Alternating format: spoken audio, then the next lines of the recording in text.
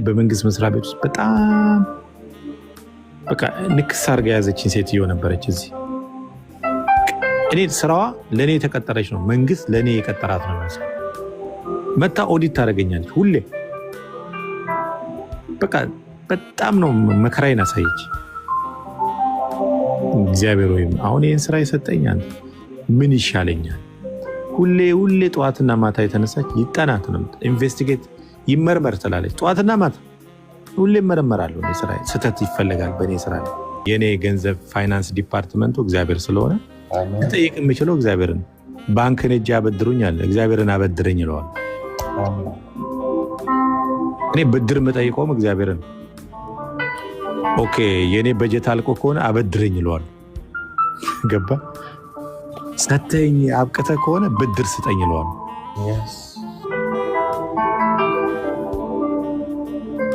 ለምን? የእሱ ኢንተረስት ሬቱ እምነት ብቻ ነው። አስጨንቃችሁ ከስጋ ለማሽ ከመበደር ከእግዚአብሔር መበደር ይሻላል። ይመጣልኛል በጣም ባሌ እግዚአብሔር ባልሽ ነው ይለኝ፣ ባልሽ ነው እሱ ይለኛል። ባልሽ ነው ይለኝ፣ ባልሽ ነው 8 ተቆጠሪያለሁ እና 12 እስኪሞላ ነው የምጠብቀው። እግዚአብሔር ግን የሰጠኝ አንድ ነው፣ ለእኔ ኮንፈርም ያደረገልኝ አንድ ነው። አብሬያት ያለው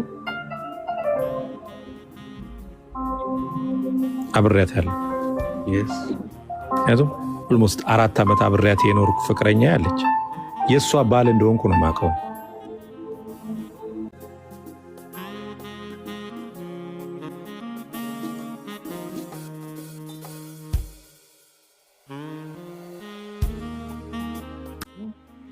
ቤተሰቦቼ በጣም ነው የሚጸልዩት፣ እህቶቼ፣ እናቴ ምናምን በጣም ነው የሚጸልዩት። የኔን ጉዳይ በዛው ወደ ላይ ስትሄዱ ይዛችሁልኝ ይዱላሉ።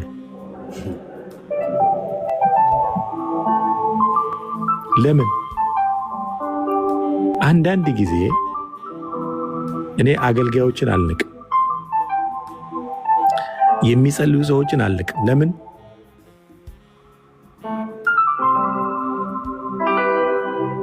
ነህምያ ለኢየሩሳሌም ግድ ሲለው በንጉሱ ፊት ነበር። የኢየሩሳሌም ቅጥር ፈረሰች አለ። በማን ፊት ነበር? ኢየሩሳሌም ህዝቦቿ በንጉሱ ፊት አሉ እንዴ? የሉ። በንጉሱ ፊት የነበረው ማን ነው? ነህምያ ነው። ምን እያደረገ?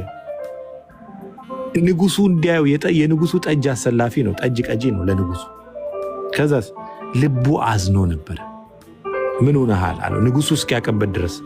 ምን ነው አለው። በፊት እንግዲህ አየህ ሲስቅ ነው የሚያየው፣ በደስታ ሲያመጣ ነው የሚያየው። አሁን ግን እንደ ድሮ አይደለም፣ ልቡ አዝኖ። ምን ነው አለው ንጉሱ። ጌታ ሆይ ኢየሩሳሌም ቅጥሯ ፈርሷል። ምኗ ፈርሷል? ቅጥሯ ፈርሷል። ምን እንዳደርግልህ ትወዳለህ አለ። አየህ አብሮ ሰራተኞች ላክ። አንዳንድ አገልጋዮች በእግዚአብሔር ፊት ይዘው ቀርቦ ያንተን ነገር ያጣድፉላል።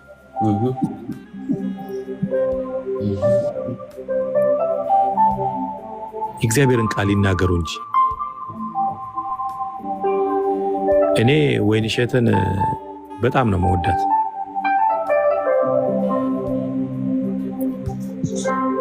በጌታ ማለት ነው።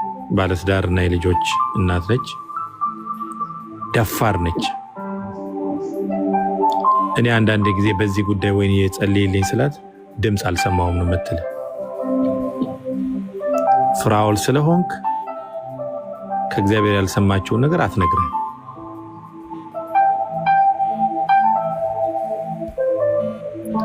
ተመለስ ትልሃለች። እንደዚህ አይነት ነገር እግዚአብሔር ሲጸልይ እንዲህ ብሏልና ተመለስ። አንድ ነገ ይቀየማሉ ያዝናሉ ምናምን አትልህ። ሻርፕ ነው እግዚአብሔር በእሷ ሲናገር፣ በጣም በትክክል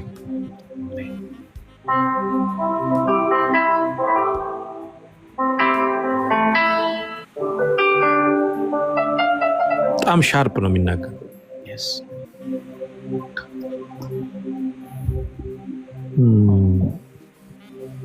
ዛሬ ፓስተር ጉተማን እየመሰከርኩለት ነበርና ቢዝነስ ዓለም ላይ ስትሆኑ ሁሉ ነገር አልጋ ባልጋ አይሆንም።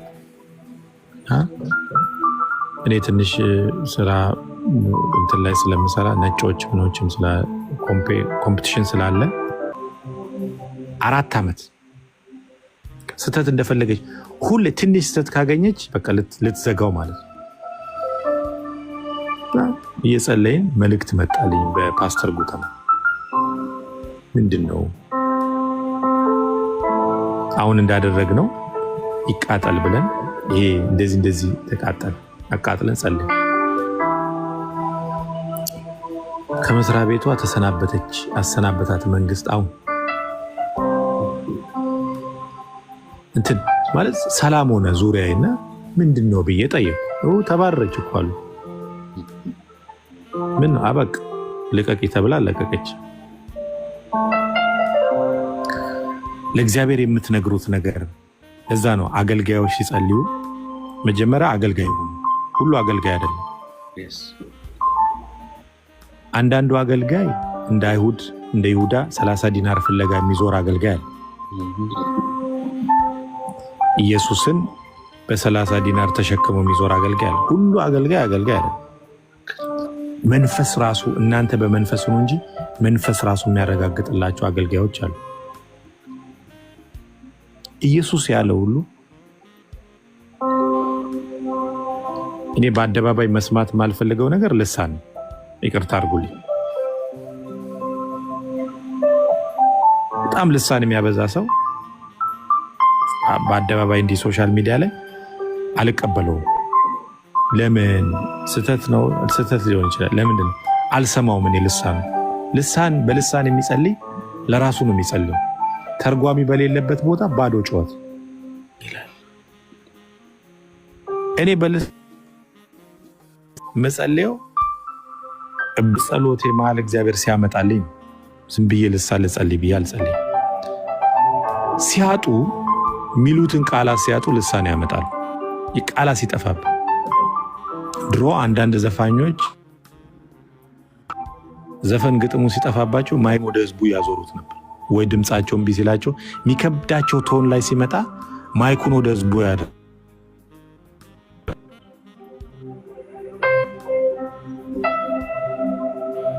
ግጥም ሲጠፋበት ወይ ደግሞ ቶኑ በኮምፒውተር የዘፈነው ዘፈን መድረክ ላይ ሲመጣ ድምፁ ቶኑ ቅላጼው እዛ ጋር ስለማይመጣለት ወደ ህዝቡ ያደርገዋል ማይኩን። አየ ህዝቡ እንዲዘፍነው ነው የፈለገው ተደብቆ ለማለፍ። አንዳንድ አገልጋዮች ወይ ደግሞ ዘማሪዎች ልሳንን የሚያመጡት መደበቂያ ነው።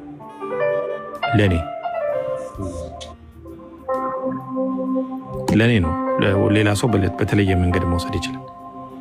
ምክንያቱም ተርጓሚ በሌለበት እብዶች ናቸው። ምንድን ነው የሚያወሩት ይላል መንፈስ ቅዱስ። መጽሐፍ ቅዱስ ስለሚደግፈኝ ነው። ዝም ብላችሁ አታውሩ ይላል። ልሳን ለእግዚአብሔር ልጆች የተሰጠ ነው። ላመኑት፣ ለተጠመቁት፣ በክርስቶስ ላመኑት አዲስ ቋንቋ ተሰጥቷል። ግን ለዛ ነው ሁሉ አገልጋይ አይደለም። እኔ አሁን በልሳን ሰው ከጸለየልኝ አልሰማውም ምን እንደምል። ሰውየው ምን ይበለኝ። አንዳንድ ልሳኖች እርግማን ሊሆኑ ይችላሉ። ረጋሚ መንፈስ አለ። አሜን አይደለም። እኔ በልሳን ሰው ጸልይልኝ ግን በጣም መንፈሴ የሚያረጋግጥልኝ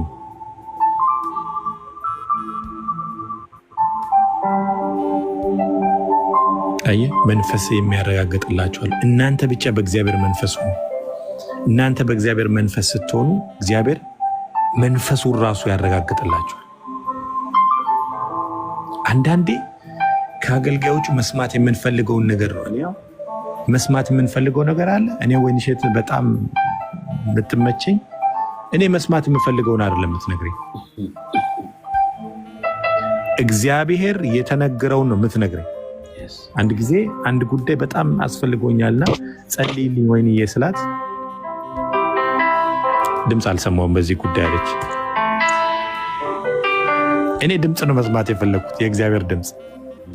አይኔ በዚህ ጉዳይ ድምፅ አልሰማው ማለት የጸልይልሃለሁ፣ ምንም አይነት ድምፅ አልሰማውም፣ እጸልይልሃለሁ በቃ።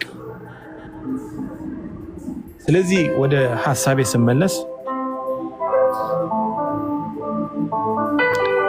የእግዚአብሔርን ቃል ወደ እናንተ ይዞ የሚመጡትን አትናቋቸው። ሊሸጡላችሁ እስካልመጡ ድረስ ወደ ገንዘብ እስካልቀየሩ ድረስ ያንን ለምን ሲባል የት ስፍራ ላይ እንዳሉ አታውቁ። ነህምያ ወደ ንጉሱ ፊት እንደነበረው የኢየሩሳሌምን ቅጥር እንዳሰራው የእናንተን ቅጥር ሊያሰሩ ይችላሉ። ነገሮቻችሁ እንዲፈጥኑ ሊያደርጉ ይችላሉ። ቀደም ወይንሽ ስትናገር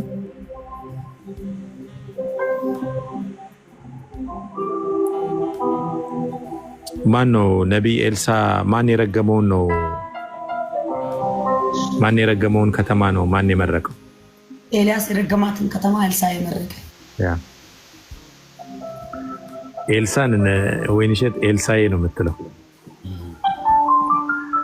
አየ ኢያሱ የረገመው አገልጋይ ነው። ከተማዋን ረግሟታል። በሱ እርግማን የተነሳ ከተማዋ ያልነበረ ሁኔታ ውስጥ ነው ያለችው። ኤልሳ ሲመጣ ደግሞ ያ እሱ አገልጋዩ የረገመውን ነው መልሶ የባረከው። እዚህ ነው የእግዚአብሔር አገልጋዮች። እኔ በታሪክ ልባቸው እንዲያዝንብኝም ማሳዘንም አልፈልግም። ዲስታንሴን ጠብቄ ነው ከነሱ ጋር ምኖረው። ዲስታንሴን ጠብቄ ነው ምኖረው። ለምን? ከቀረቤታ ብዛት ላሳዝናቸው ይችላል። አየህ፣ በጣም ስትቀርባቸው ልታሳዝናቸው ትችላል። ልባቸው ሲያዝን መንፈስ እነሱ ላይ አለ። ጸጋን የሰጠው እግዚአብሔር ስለሆነ በጣም እጠነቀቃለሁ። ለምን? ልጠቀምባቸው ነገሬን ይዘው ሊያፈጥኑልኝ ይችላል። እግዚአብሔር እኔ ብቻዬን ሆኜ 10 ዓመት መጠብቀው እነሱ በ2 ዓመት ሊጨርሱልኝ ይችላሉ። ጉዳይ ያስፈጽሙላል እግዚአብሔር ጋር።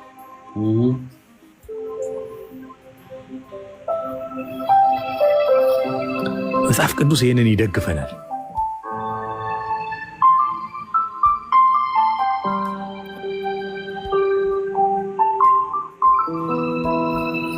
ተቀበላቸው፣ ስማቸው ነው፣ አምልካቸው አይደለም። የሆነ ስታያቸው ተንቀጥቀጥ አይደለም። የሆነ ጫማቸው ስር ሄደህ ተደፋ አይደለም። ስማቸው፣ አክብራቸው። ያህያሉ የእግዚአብሔር ቃል ጸጋ በእነሱ ላይ አለ። ስለዚህ እኔ ድልድይ ናቸው፣ ይዞ ያሻግሩኛል አይደለ? ይዞ ነው ያሻግሩ። ብቻዬን የምሄደውን አየህ፣ 3-4 ሆነው ሁሌ የሚጸልዩ ሰዎች ከአንተ ጋር ሲኖሩ ነገር እየፈጠነ ይመጣል። ነገር እየተፈወሰ ይመጣል።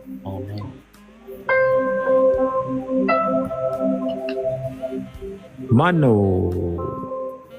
የሱናማይቷን ሴት ነቢይ ማን ነው በዛ ሲያልፍ ልጅ የሰጣት?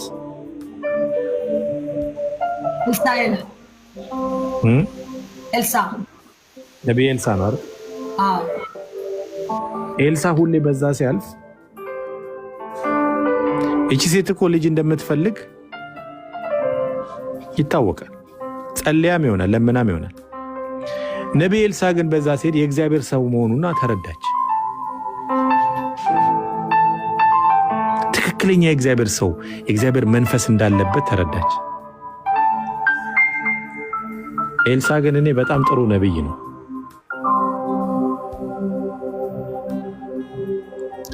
ልብ ቅን ነቢይ ነው። ልቡ በጣም ቅን የሆነ ነቢይ የሆነ የሚባርክ ነው። አየህ፣ እሱ ላይ ያለው ጸጋ ባራኪ የሆነ ነው።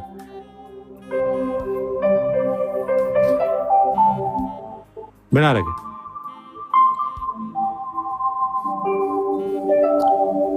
ቤት አዘጋጀችለት፣ ምግብ ትሰጠዋለች። እንደውም መኝታ ሁሉ አዘጋጀችለት። የእሷ መልካምነት ሲበዛ እሷ ስትባርከው ምንም አይነት ጥያቄ አልጠየቀችው። እንደው እኛ ጋር ስታልፍ አንጀትህን አረሰ፣ እንደ ውሃ ጠጥተህ የሆነች ፍትፍት ነገር በልተለፍ። ምንድነው የጎደላት እቺ ሴት አለ። ምንድነው የሚያስፈልጋት አለ። የሚያስፈልጋትን እኮ ተናግራ ይሆናል ለእግዚአብሔር። አየህ፣ የእሷ ቁልፍ ግን ያለው ማን ጋር ነው? ኤልሳ ጋር ነው። ነቢይ ኤልሳ ጋር ነው።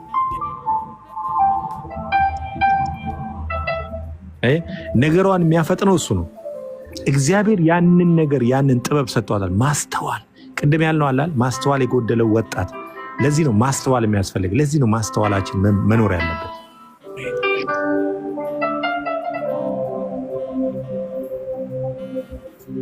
ከዛስ ልጅ የላትም አለው። ከሱ ጋር የሚሄደው ልጅ የላትም። አቤት ልጅ የላትም። ኦኬ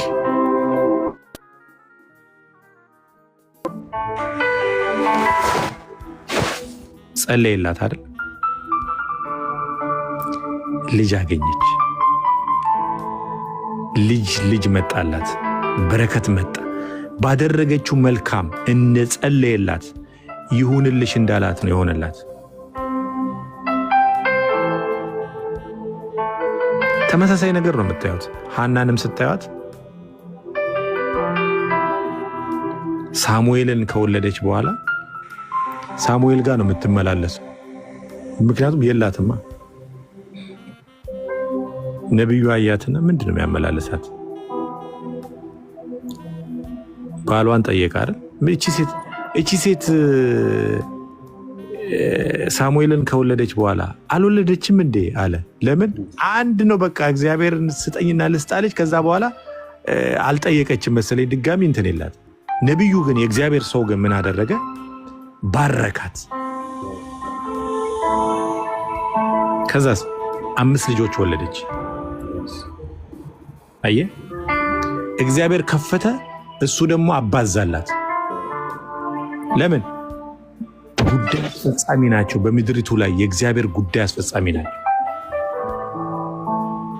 ሁልጊዜ በፊቱ የሚመላለሱ ናቸው። ሁልጊዜ በእግዚአብሔር ዘንድ ያሉ ናቸው። ያፈጥኑታል።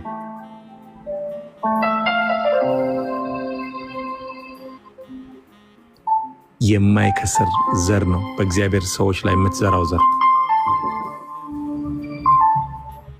አሜን። አንዳንድ ሰው በመጠጥ ቤት ይዘራል። አንዳንድ ሰው ውድ ነገር ላይ ሄዶ ይዘራል። አንዳንድ ሰው ባልተገባ ስፍራ ይዘራል። ሆስፒታል ውስጥ የሚዘራል። የሰበሰበውን ሀብት ሁሉ ሆስፒታል ውስጥ የሚጨርሳል። አንድ ኩላሊት ፌል አደረገ ከተባለ እኮ አስበው። ቅድም አንድ ሰው ምንድን ነው ያለ? $50,000 ተጠይቄያለሁ አለ የሆነ ነገሩን ለማስቀየር።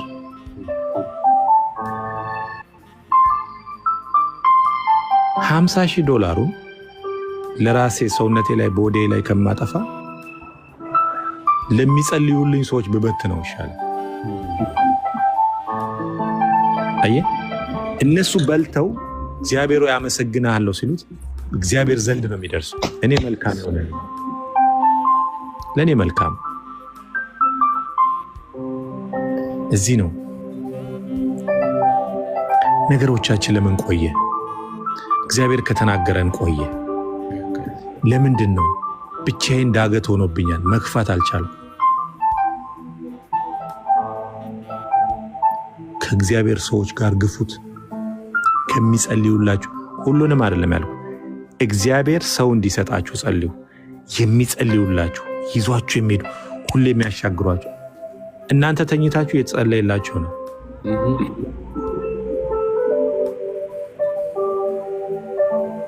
አየ ወደ ገፉ ቦታ ወደ ቅጥር እየተሰራ ኢየሩሳሌም ፈርሳለች አይደል? ቅጥሯ ሲሰራ ደጆቿ እንደገና ሲበጁ ሲያምሩ መጨፈር አያስፈልግም። አይ ቲንክ ነህምያ እኔ መጽሐፍ ቅዱስ ላይ ይኖር አይኖር አላውቅም፣ ተመልሶ የመጣ ይመስለኛል ወደ ጠጅ አሰላፊነት። ምክንያቱም መቅረት የለበትም። ለምን? በንጉሱ ፊት ታይቷል። 52 ቀን በኋላ ተመለሰ።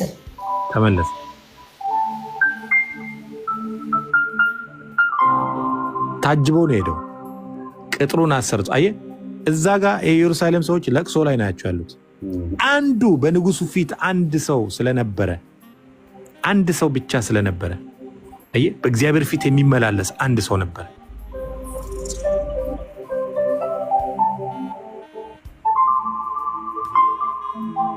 ኖህን ተመልከቱ። በእግዚአብሔር ፊት ባይመላለስ ይሄ ትውልድ ነበረ? የለም። የሚጠፋ ትውልድ እኮ ነው። የጠፋ ትውልድ እኮ ነው አሁን እኛ ያለ ነው። ኖህ በእግዚአብሔር ፊት ስለነበረ ምንም በሌለበት የእግዚአብሔርን ድምፅ ሰምቶ ያደርግ ነበር። ለምሳሌ መሀል አዲስ አበባ ላይ ውቅያኖስ ይሆናልና መርከብ ስራ ቢል እግዚአብሔር አንተም ግራ ነው የሚገባ፣ ተመልካቹም ግራ ነው የሚገባው። በየትኛው ውቅያኖስ ላይ ይላል ሰው ይመጣል። ውቅያኖስ ብትላችሁ ከየት ኢቭን ውቅያኖስ ያለው ከኛ በጣም በብዙ ሺህ ርቀት ላይ ነው ያለው ውቅያኖስ የሚባለው ራሱ ያለው። ግን እግዚአብሔር ተናጋሪው እግዚአብሔር ስለሆነ ውቅያኖስ ይሆናል በአዲስ አበባ ካለ መርከብ መስራት ብቻ ነው ያንተ የሚጠበቀው። እምነት ማለት እሱ። ማን ነው ተናጋሪው? መርከቡን አብሮ የሚሰሩ እነማን ናቸው? እነማን ናቸው አብረው ሊያስቀጥሉ የሚችሉ? መርምሩ። አብሯችሁ ሊጸልዩ የሚችሉ እንደገና ጸልዩልኝ ብቻ አይደለም፣ እናንተም ጸልዩ። አንዳንዱ ሰው እግዚአብሔር ዳቦ ስጠኝ ይልና አልጋው ላይ ተኝቶ ነው ያለው።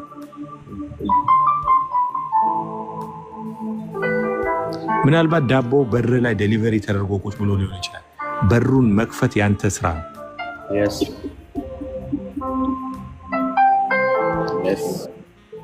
ማን ነው የሚያግዝ ሰው ከፈለግ በር መንኳኳቱን የሚሰማ ሰው ሊኖር ይችላል። አየህ፣ እግዚአብሔር ሲያንኳኳ አንተ እያንኮራፋ ሊሆን ይችላል። እነዚህ ለዛ ነው ለምንድን ነው የሚቆየው? እኔ እግዚአብሔር እንለዋለሁ ሰማይና ምድርን 6 ቀን ሰርተ በሰባተኛው ቀን አረፈ ይላል። ይሄን ሁሉ ግዑዝ ዓለም ይላል የኔ ጉዳይ 10 ዓመት የሚፈጅበት ምክንያቱም 10 ዓመት 80 ነው የምኖረው። ከዛ በኋላ ድካም ነው። ስለዚህ 10 ስጠብቅ 20 ከነበርኩ 30 ገባሁ፣ 30 ከነበርኩ 40 ገባሁ። አየህ፣ የምሮጥበት ነገር ሁሉ እድሜ የሩጫዬ እድሜ፣ ብለብስ የሚያምርብኝ እድሜ፣ ብናገር የሚሰማበት እድሜ እየቀነሰ ነው የሚሄደው። ምድሪቱ ላይ በኖርን ቁጥር እየቀነስን ነው የምንሄደው እንጂ እያደግን አይደለም የምንሄደው። ከምንኖርበት ላይ ነው እየወሰርን የምንሄደው። አየህ፣ እየወሰርን ነው የምንሄደው። ልጅ ተወልዶ 1 ዓመት ከሚኖርበት 1 ዓመት ቀነሰ ማለት ነው። 30 ሲገባ 30 ዓመት ቀነሰ ማለት ነው። 80 ተሰጥቶት ከሆነ 30 ወስዶ 50 ይቀረዋል። እየቀነስን ነው የምንሄደው። ከተሰጠን እድሜ ላይ ነው እየቀነስን የምንሄደው፣ እያደግን አይደለም። ኦልሬዲ ውጭ ምድሪቷን እየጨረስን እየቀነስን ነው። ፓኬጁን ነው የሰጠን እግዚአብሔር። 120 ሊሆን ይችላል፣ 100 ሊሆን ይችላል፣ 40 ሊሆን ይችላል፣ 80 ሊሆን ይችላል። የተሰጠን አለ እድሜ። በዛ እድሜ ውስጥ ግን እንዴት ነው ማልፈው? እግዚአብሔር እድሜ እኮ እየቀነሰ ነው። ትላንት ባለቀስኩበት ነው መቀጠል ያለብኝ። ትላንት በተራብኩበት ነው። ትላንት እንዲህ ባልኩ ለምንድን ነው? ከአንተ ሀሳብ ጋር ኮኔክት መሆን አለብኝ። አንዳንዴ በምትኖርበት ምድር ላይ ተይዘበታል። ምድሪቱ ከመረገሟ ብዛት የተነሳ አንተም ተይዘን ያለው እዛው በዛች ምድር ውስጥ። ለምን? ምድሪቱ እርግማን አለባት፣ አንተም እዛ በመሆን። ስለዚህ ስፍራ ቀይረኝ። ምድሪቱ ከግፍ ብዛት፣ ከለቅሶ ከዋይታ ብዛት ላትፈወስ ትችላለች። ዘመናት እኔ ከምድሪቱ አብሬ ዘመኔን መበላት የለበትም። ቀይረኝ ስፍራዬን። ስፍራዬ ካልሆነ ቀይረኝ ወይ ፈውሰን። ማንን? እኔንም ምድሪቱንም ፈውሰን፣ አሊያም ቀይረኝ። አየህ፣ ብቻዬን አልገፋው ከሆነ እባካችሁ ወይን እሸት እስቲ አግዙኝ፣ እጄን ያዙኝ። ምን ደክም ያለው በእግዚአብሔር ፊት ዝያለሁ። ኃይል ያስፈልገኛል። ምን አይነት ኃይል? ፈውሰኝ።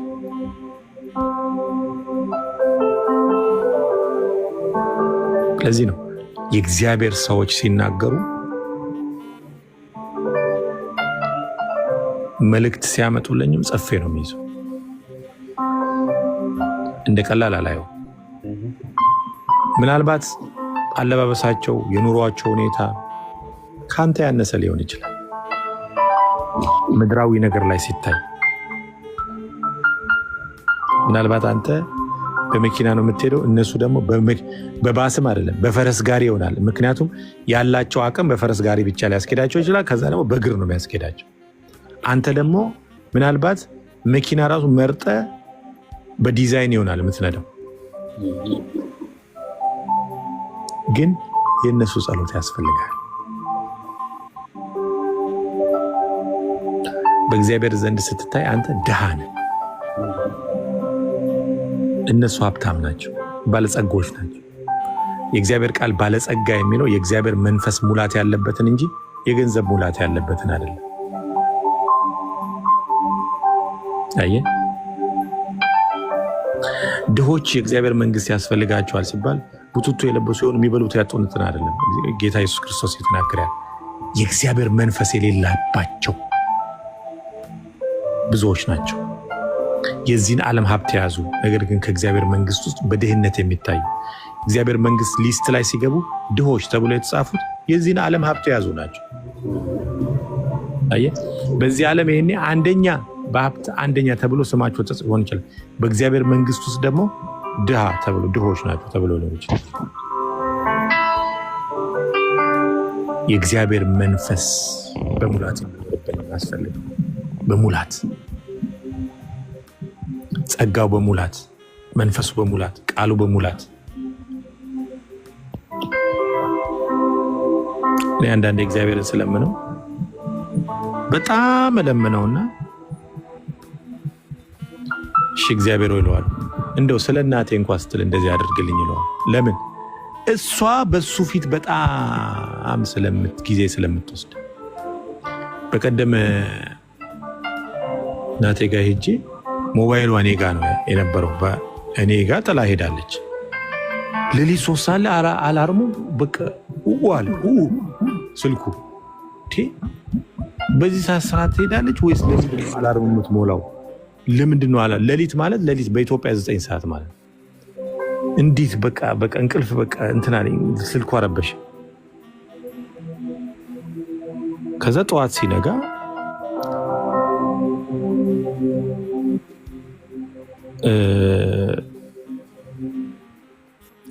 እንግዲህ አስቡት ወደ 21 አይነት ነው ምናምን ምግብ አዘጋጅታ ነው ዝግጅት ነበር አዘጋጅታ ግብዣ ነበር። ራሷ ነች ቆማ የሰራችው። ጋብዛ ግብዣውን ሁሉ አርጋ መቆም ሁሉ አቃተኝ ብላ አላርም ግን ሞልታለች ለጸሎት አላርም ሞልታለች። በእንደዛ አይነት ዝለት በጣም ድካም ውስጥ ሆና ከዛ ገረመኝ እኔ በጣም ትጋቷ። ቅድም ፓስተር ጉተማ አንድ ነገር ይነግረኝ ነበር። ወደ ፈተና እንዳትገቡ ተግታችሁ ጸልዩ ይላል። ምን ብላችሁ? ተግታችሁ።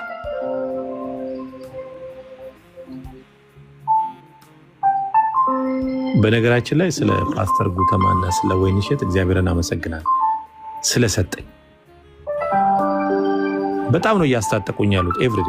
ወይንሸት ዋትሳፔን ብታዩት ሙሉ ነው በቃ የጸሎት ትጸልይልኛለች በጣም። ፓስተር ጉተማም እንደዚህ በቃል በምን ይጸልዩልኝ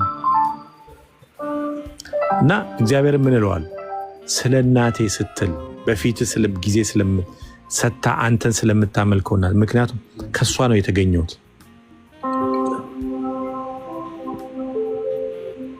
እነዚህ ነገሮች በቃ ምክንያቱም የኔ ዝለት የኔ ምናልባት እግዚአብሔርን ላያፈጥነው ይችላል።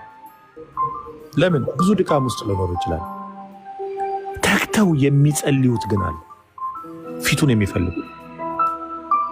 እኔ ራት ከበላው በቃ ከጠገብኩ መነሳት ይደብረኛል።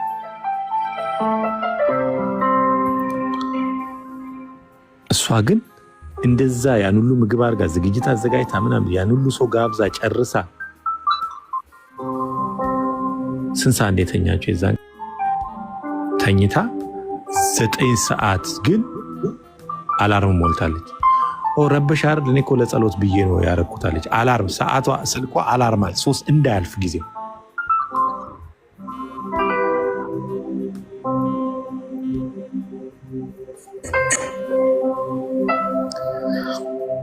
የትኛውም ነገር መንፈሳዊ ነው ወገኖች።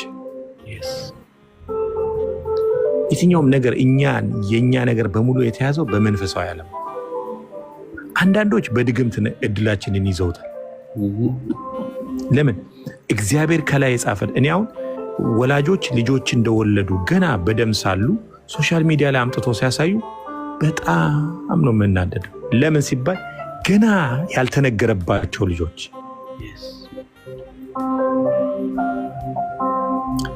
አንድ ነገር አየው። አንድ ቀን ሆስፒታል ሄጄ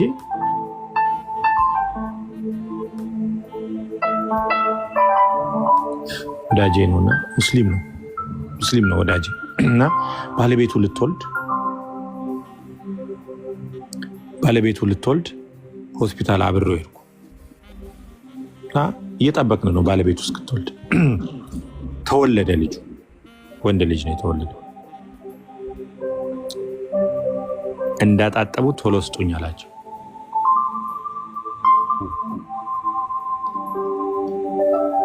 እኔ ቆሜያለሁ።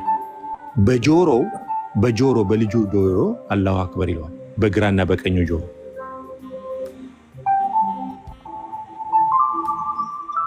ምንድን ነው ስለው ምንም ነገር ሳይሰማ ይህን ነው መስማት ያለበት መጀመሪያ ያለ ነገረበት። አየህ፣ ገረመኝ በጣም።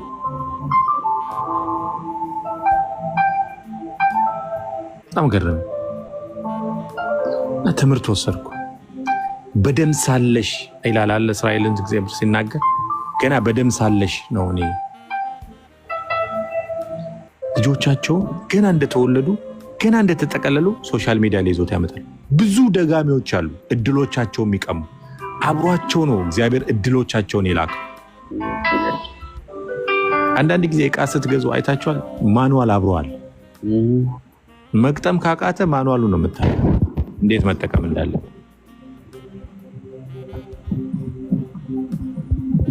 እድላቸውን ገና ብዙዎች ቤተሰብ ካለማወቁ የተነሳ እድሎቻችንን ገና በደም ሳለ ገና በሕፃንነታችን አስነጥቋል። እኔ ዝም ብሎ መንገደኛ ሰው ለልጆቼ ስም አውጡ አልልም። በስም አወጣጥ ላይ ነገር እንዳለ ገባኝ። በምን መቼ? ያዕቆብን እስራኤል ሲለው ለምንድን ነው እግዚአብሔር ስም የለወጠው? ከስም ጋር የተያያዘ ነገር አለ። ያገኘን ሰው ሁሉ ናና ስም አውጣት በለው። ጸልይበት መጀመሪያ። ወደ ሶሻል ሚዲያ ላይ ልጄን አምጥተህ ምንም አይጠቅምም። ደጋሚዎችና ሟርተኞች ስላሉ እድል የልጆችን እድል ስለምታስነጥቅ አየህ።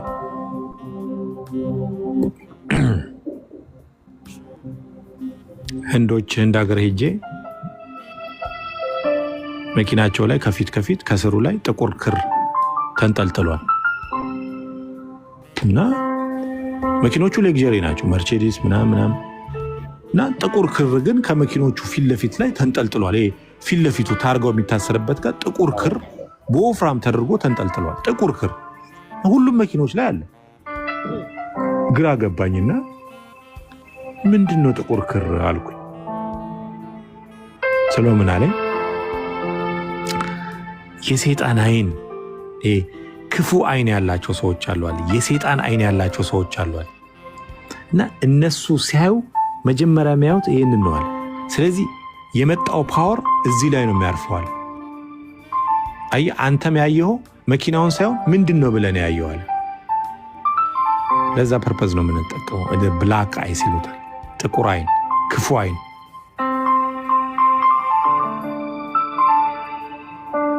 ሲመለከተው አይኑ የሚያርፈው እዛ ላይ ነው አለ።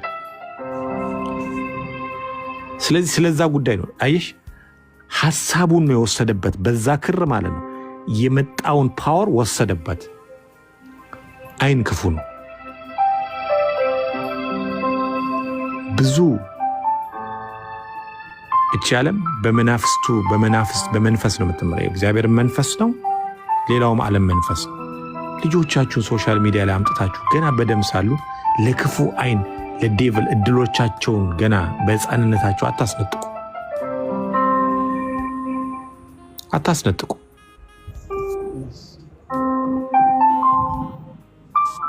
ስም ራሳችሁ አውጡላቸው። አንቺ የወለድሽው ስም ለልጆችሽ አውጪ።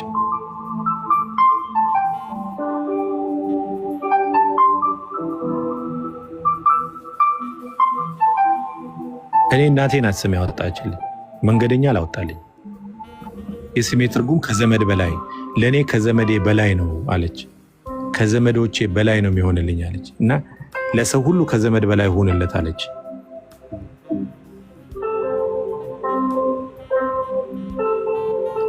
ያ እኔ ላይ ይሰራል። ያንን ነው የስሜን ትርጉም ነው የምኖረው። ለምንድን ነው እስቲ ስም አውጡለት የሚባለው? መንገደኛ የመጣ ሰው ሁሉ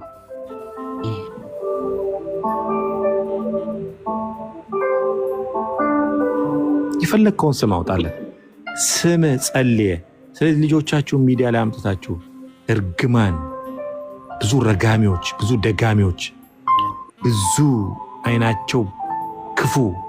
ለምን? ስፕሪት ስለሆነ የስፕሪት የመንፈስ ሙሌት ስላለ ውስጣቸው። አየህ፣ ለምሳሌ እነ ወይንሸት ለእግዚአብሔር መንግስት ነው የሚሰሩት። መንፈስ አለባቸው፣ ይጸልዩ ይልሃል፣ እግዚአብሔር በእነሱ ይናገራል። ለጨለማው ዓለም የሚሰሩ እንዳሉ ታውቃላችሁ። ለጨለማው ዓለም ገና ብቅ ስትል፣ ገና ወደ ላይ ወጣው ስትል የሚያሳድድ መንፈስ አለ።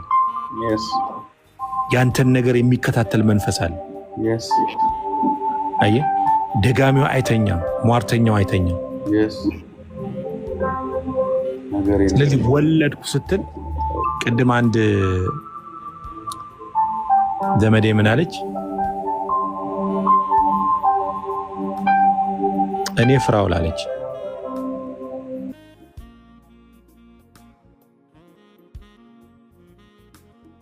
ፖስት አድርጋለች ቪዲዮ።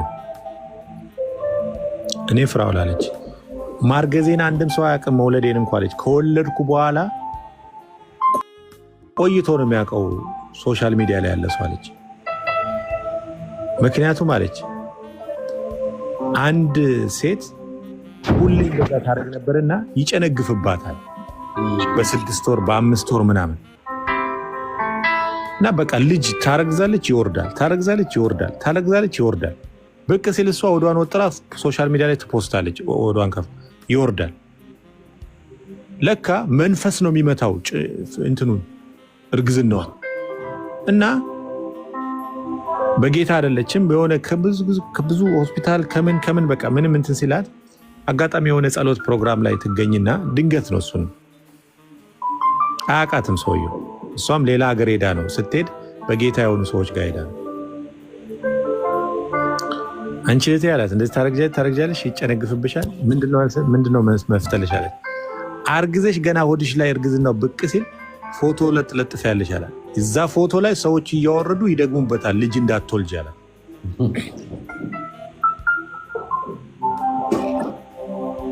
አንዳንድ ነገሮቻችን እኛ ራሳችንን ወጥመድ ላይ ወስደን የምንወረወር። አትናገሩ፣ አደባባይ ላይ አታውጡት።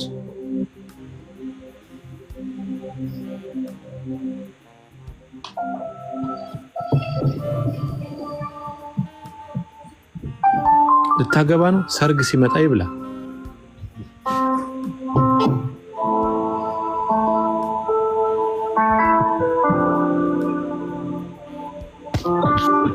አያስፈልግም። ጸልዩበት። ሪሌሽንሺፓችሁ ላይ ጸልዩ፣ ትዳራችሁ ላይ ጸልዩ፣ ልጆቻችሁ ላይ ጸልዩ። ዋጁት፣ ተናጠቁ ከዚህ ክፉ ዓለም። ለምን? ዘመኑ ከባድ ስለሆነ። ለዛ ነው እግዚአብሔር ብዙ ነገር ነግሮናል። ብዙ ትንቢት አለን። አንዳንዱማ ትንቢቱን ቅርጫት ሞልቶ ቁጭ አድርጓል ዘግቶ፣ በሄደ ቁጥር ይነገረዋል። አይፈጸምም። ለምንድን ነው የማይፈጸመው? ለምንድን ነው ጊዜ የሚወስደው? አንዳንድ ነገራችንን እግዚአብሔር ለዛ ፐርፐዝ ይሰራናል። ይነግረንና እየሰራን ያልፋል። አንዳንዱ በችግር ውስጥ ይሰራል፣ አንዳንዱ በምቾት ውስጥ ይሰራል፣ አንዳንዱ በተለያየ ነገር ውስጥ ይሰራል። ተሰርቶ ሲወጣ ነው ከዛ ነገር ጋር ኮኔክት የሚያደርግ። ስራኝ አፍጥነኝ ማለት ነው። በምንድን ነው የምንፈጥነው ሲባል የእግዚአብሔር ሰዎችን ፈልጉ፣ የሚጸልዩላቸው። አትግዟቸው። በገንዘብ ለመግዛት አትሞክሩ የእግዚአብሔርን ሰዎች።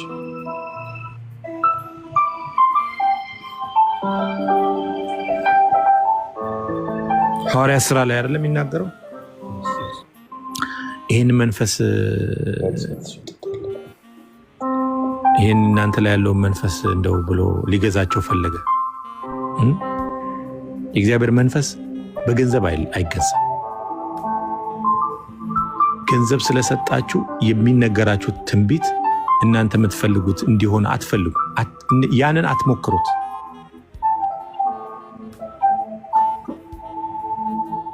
በችግራቸው በሚያስፈልጋቸው ነገር ከጎን መቆም፣ አዎ፣ ግን ጸጋውን በገንዘብ ለመግዛት አትሞክሩት። ልባችሁም እንደዛ አይነት መሻት ላይ አይምጣ። አግዟቸው። ፋይናንሻል ችግር ይኖርባቸዋል፣ የቤት ክራይ ችግር ይኖርባቸዋል፣ የምግብ ችግር ይኖርባቸዋል። በዛ ከጎናቸው ቁሙ። ዘር ነው። ግን ያንን በማድረጋችሁ ስራ ቦታ ላይ እንደዚህ ገጥሞኛልና አስከፍት የሆነ በቃ መሆን አለበት እና ትንቢት አትጠብቁ። እግዚአብሔር የተናገረውን ብቻ ንገረኝ። ሌባ ከሆንኩ አዎ ሌባ ነህ። ዝሙት ነው አዎ ዝሙተኛ ነህ፣ ተመለስ። ያ እኮ እግዚአብሔር እኮ ነው የገለጠው። መመለስ እኮ ነው። ፍራኦል አቤት አንተ ዝሙት እያደረክ እና ተመለስ። እሺ እግዚአብሔር አይፈልገውም መመለስ። የሚመለስ ልብ፣ የሚፈወስ ልብ፣ የሚጠገን ልብ፣ ያ ነው የሚያስፈልገው።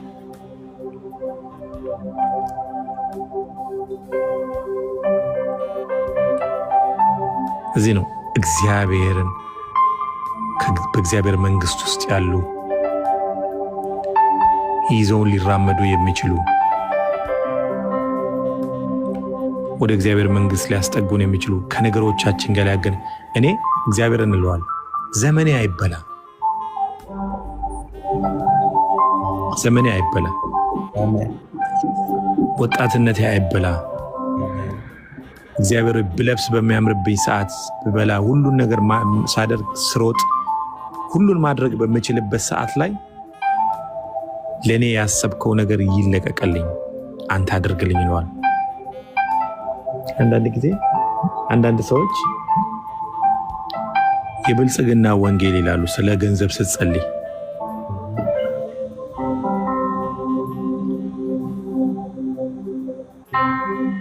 መቼም በድህነት ልኖር አልተጠራውም።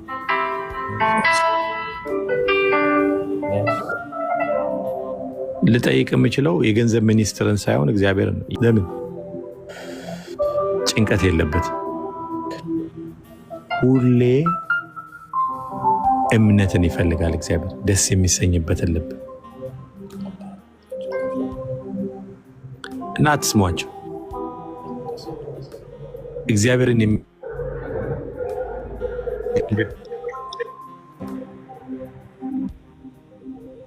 እግዚአብሔርን የሚፈልግ ልብ ብቻ ይኖራል።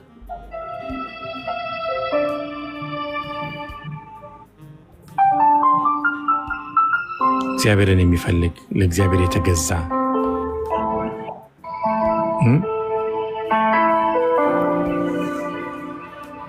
ለእግዚአብሔር የተገዛ እግዚአብሔርን የሚፈልግ ሽግ ማለትን እውነቴን ነው የምላችሁ። አትከራከሩ። ሰው እየተከራከራችሁን አትከራከሩ፣ ተውለት። አብርሃም ጉድጓድ ሲቆፍር ሎጥ ይወስድበት ነበር። እልፍ ይላል። እየተወ ነው የሚያልፍ፣ እየተወ ነው ያልፍ። መተውን ነው አብርሃም መተው። ሎጥስ መጨረሻ በእሳትና ገሞራ በሚፈነዳባት ምድር ላይ ነው ሄደው፣ በረከሰ እርኩሰት በበዛበት ምድር ላይ ነው ሄደው ቁጭ ያለው። የእናንተን ነገር የሚወስድ በረከሰ ስፍራ ነው የሚቀመጠው።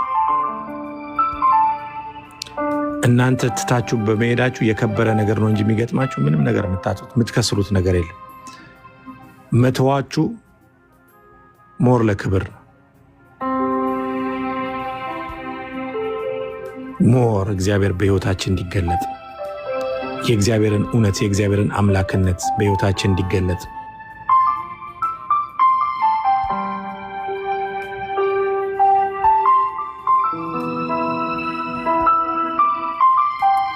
የዘላለም አምላክና አባት እግዚአብሔር የሚሰማ ልብ ስጠን፣ የሚፈወስ ልብ፣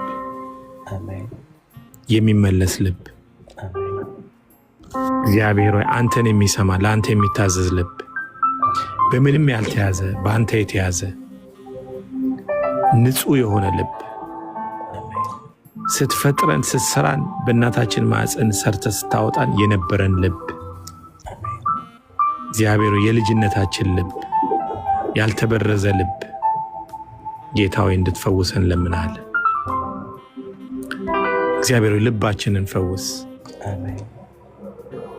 እግዚአብሔር ሆይ ካንተ መንገድ ጠፍተን የባዘንበት ያለቀስንባቸው ዘመናት የወደቅንባቸው አንተን ያሳዘንባቸው ዘመናት ጌታ ሆይ ዳግም ወደ ሕይወታችን ተመልሰው እንዳይመጡ አንተ ልባችንን እጠበን። እግዚአብሔር በፊት በንስሐ እጠበን። በፊት እንቆማለን። የበደልነውና ያሳዘንነው አንተን ነው። እግዚአብሔር በብዙ መተላለፍ ውስጥ አለን፣ በብዙ ድካም ውስጥ አለን፣ በብዙ ውድቀት ውስጥ አለን። ጌታ ሆይ ምሕረት አድርግልን። በንስሐ እጠበን፣ ማረን። በድለናል፣ ራሳችንን በድለናል፣ ማንነታችንን በድለናል። እግዚአብሔር ሆይ ክቡር አርገ ሰርተን ሳለ እኛ ግን በረከሰ ስፍራ ተገኝተናል። አንተ በማትከብርበት ስፍራ ላይ ተገኝተናል። ልባችን ቆሽሿል፣ አንደበታችን ቆሽሿል፣ አስተሳሰባችን ቆሽሿል።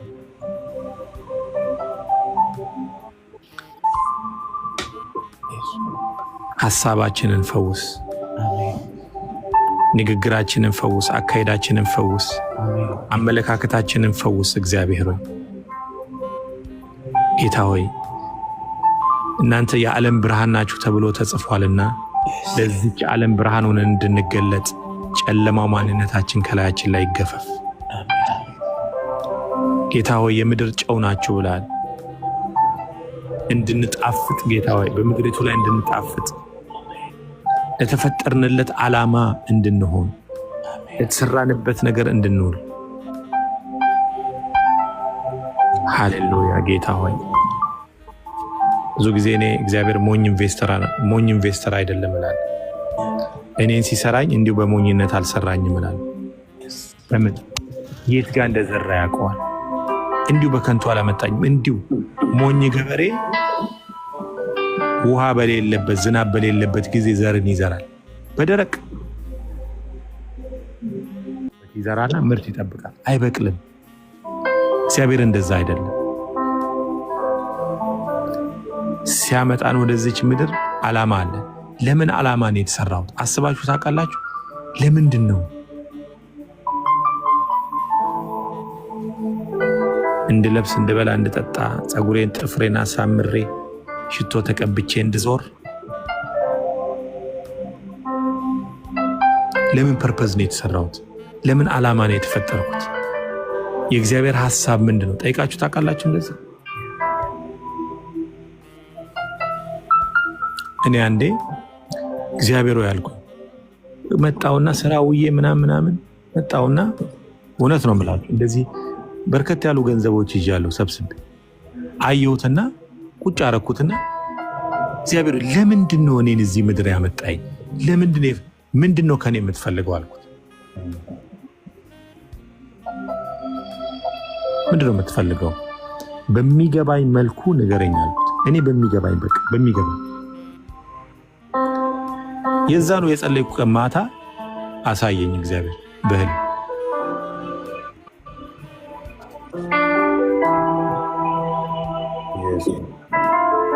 ኦኬ ይህን ነው የምትፈልገው ማለት ለዚህ ነው ማለት ነው የተሰራሁት አልኩ። ኦኬ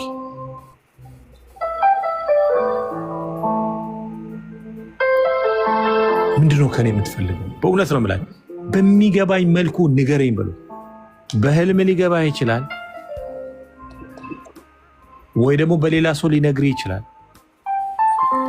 ብቻ እናንተ ጠይቁት። ለምን ዓላማ ነው እግዚአብሔር የፈጠርከኝ? ምን እንደሆነ ነው። አንዳንዱ እግዚአብሔር ትውልድን እንዲያድን ፈጥሮት እየዘፈነ ነው።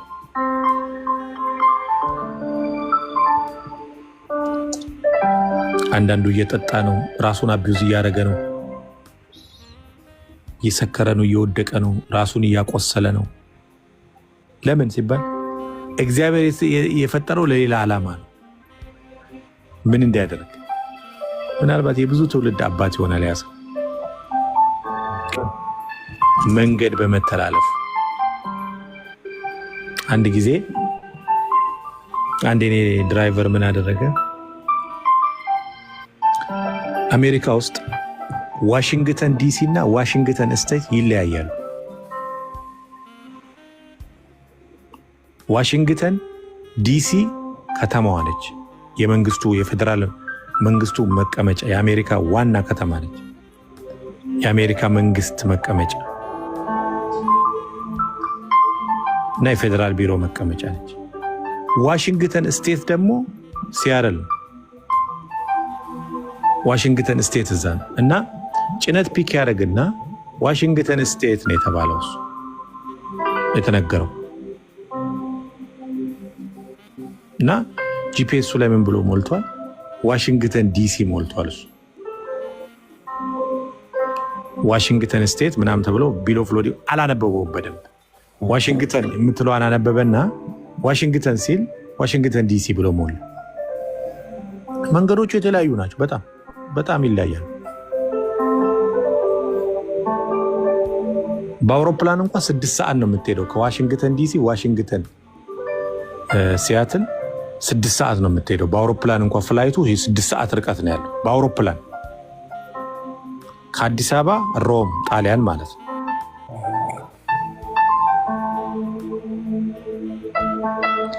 ባለመስማት ባለማንበብ የት ሄደ?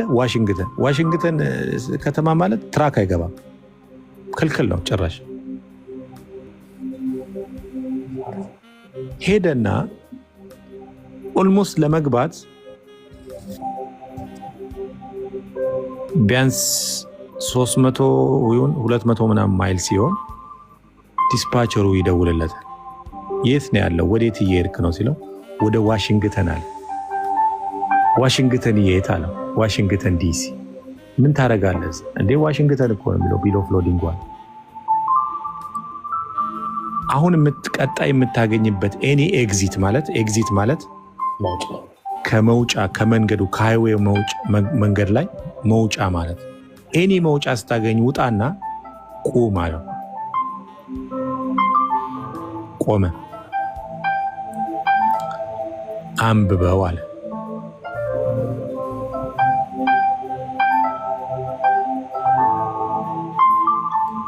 ታኮማ ፓርክ ዋሽንግተን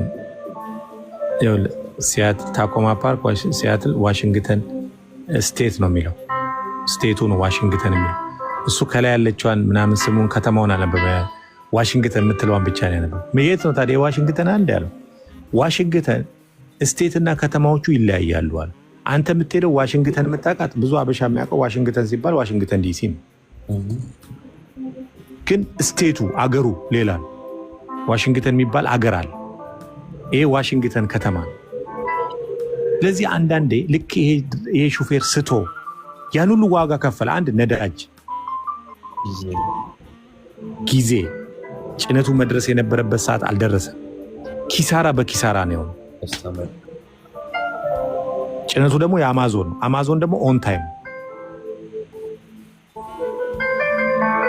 የሚሄደው ወደ ሲያትል ብዙ ርቀት መጥቷል። ሰውየው በጣም ብዙ ርቀት መጥቷል። በሱ መተላለፍ ምክንያት ምን በትክክል አለማየት፣ በትክክል አለመረዳት። አየህ፣ እግዚአብሔር ጋር የተላለፍ ነው እንደዚህ። ለዚህ ነው አቢዩዝ አድርገን ራሳችንን የተለየ ስፍራ ላይ ስላለን። ለምን እግዚአብሔር የላከን ዋሽንግተን ስቴቱ ላይ ነው፣ እኛ ያለነው ደግሞ ዋሽንግተን ዲሲ ላይ።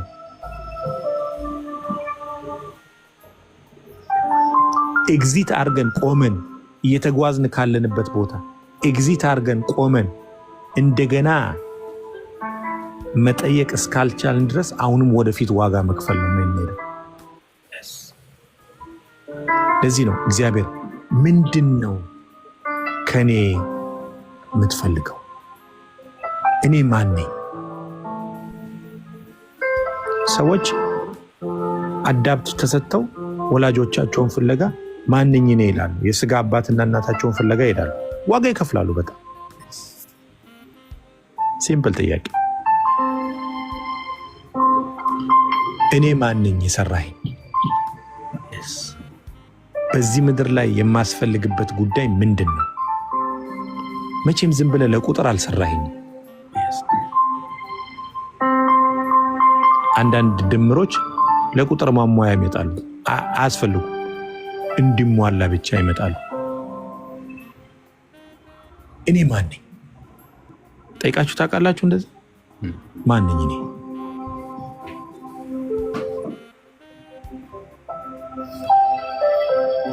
ጌታ ሆይ እኔ ማን ነኝ? ለምን ዓላማ ነው የሰራኸኝ? ኤግዚት አድርጉ። ካላችሁበት እየተጓዛችሁበት ካላችሁ ቦታ ላይ ውጡ። የዘረኝነት ላይ፣ ሐሜት ላይ፣ ክፋት ላይ፣ ምቀኝነት ላይ፣ ዝሙት ላይ፣ ውሸት ላይ፣ ስካር ላይ፣ ምን ላይ በዚህ ዓለም ፍስሐ ከሚመስል ነገር ላይ ኤግዚት አድርጋችሁ ውጡና ፓርክ አድርጉት።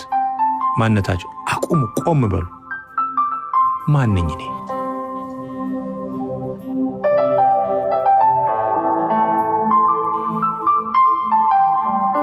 እኔ ማን ነኝ?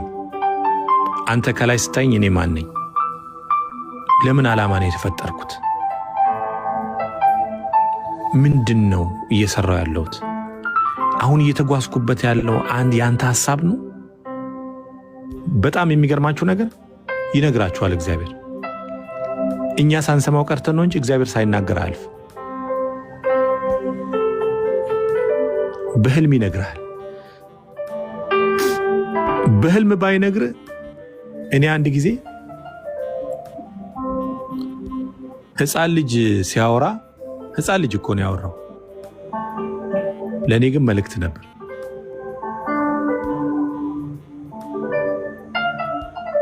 ለእኔ ግን መልእክት ነበር። ያወራው ግን ሕፃን ልጅ። ወዲያው ነው ተርን ያረኩት። ልጁ የልጁ ንግግር ሕፃን ልጅ ነው። በጫወታ መካከል ነው ያወሩት፣ ግን እኔ ልቤ ላይ መጥቶ አረፈ።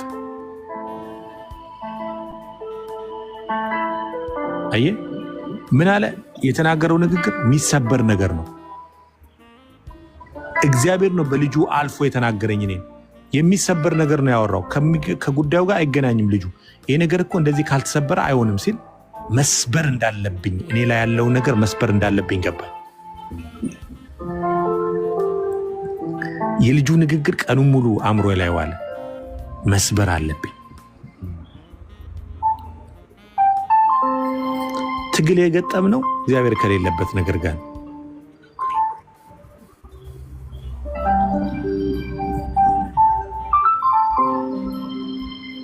አየ ፓርክ ሄደ የፓርኩ ጠባቂ እስካልሆንክ ድረስ አንበሶቹ አያውቁ። ስትሄድ ጎብኝን። ምክንያቱም ምግብ ስሰጣቸው አይተው አያውቁ። ስለዚህ የሆነ ፊልም እያየው ነበር። ማጅራቱን ነከሰው አንበሳው። የፓርኩ ጠባቂ ግን በጥፊ ያለው አንበሳው ለቀቀው። ለምን? ያውቀዋላ። ስለሚያውቀው ነው በጥፊ የተመታለት። ያኛውንስ ነከሰው። ዘሎ ነው ያዘው። ማጅራቱ ደም በደም አድርጎታል። በጥፊ ያለው ግን ያኛው እንደመጣ ነው ነክሶ ያዘው። የፓርኩ ውስጥ ያለው ሰው የሚሰራው ሰውዬ ግን ሄዶ በጥፊ መቶ ተቆጣው። አንበሳው ወደዛ ገፈተረው። ምንም አላለው። ጉልበት አልነበረውም? ነበረው። ሰውየውን የነከሰውን መንከስ የኛው መንከሳችን ይችላል። ግን ምንድነው? ስለተላመደ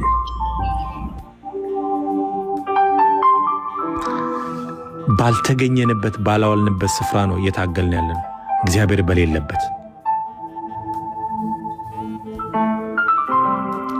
በሌለበት ትግላችን አንዳንድ ጊዜ አንዳንድ ሪሌሽንሺፖች እግዚአብሔር የለበት አንዳንድ ትዳሮች እግዚአብሔር የለበት አንዳንድ ቢዝነሶች እግዚአብሔር የለበት ለምን ራሳችን ታግለን የከፈትነው ስለዚህ ትግል ነው ኤግዚት አርገን ብንጠይቅ የተሻለ ነገር ነው ያለው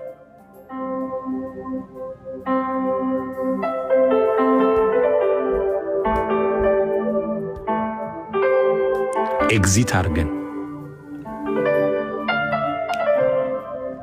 ቆም ብለን አየ ዲስፓቸሩ ማለት ጭነቱን ያስጫነው ዲስፓቸሩ ደውሎ ወዴት ነው የምትሄደው ምክንያቱም ጧት ተነስቶ ጂፒኤስ ላይ ሳይው መኪናው ሌላ አቅጣጫ ነው ያለው ለዚህ ነው እግዚአብሔር አገልጋዮች ዌክ አፕ ኮል የሚያደርጉ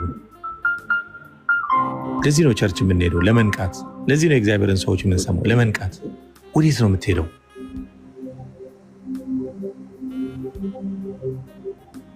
ጸልይልኝ ስንል እኮ ለመመለስ እንጂ ጉዟችን ላይ ግፋኝ ማለት አይደለም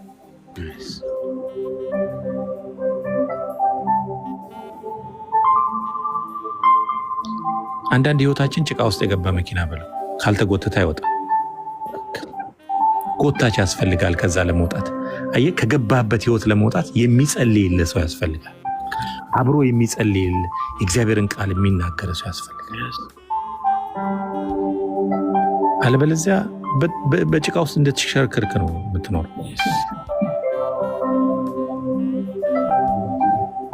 የጭቃ ውስጥ ህይወት መሽከርከር ብቻ ሁሌ መሽከርከር ተስፋ የሌለው ሌላ ጉልበት እስኪመጣ ድረስ መውጣት የማንችልበት የጭቃ ውስጥ ህይወት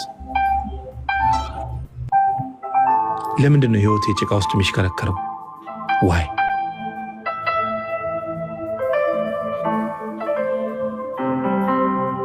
አንዳንድ ሰው ህይወት ሁሌ ወደ ኋላ ነው እንደ ግመል ሽንት ግመል ወደ ኋላ ነው የሚሸነው የአንዳንድ ሰው ህይወት እንደዛ ነው ለምን ሲባል እየተራመደ ያለው ሮንግ ዌይ ላይ ስለሆነ ነው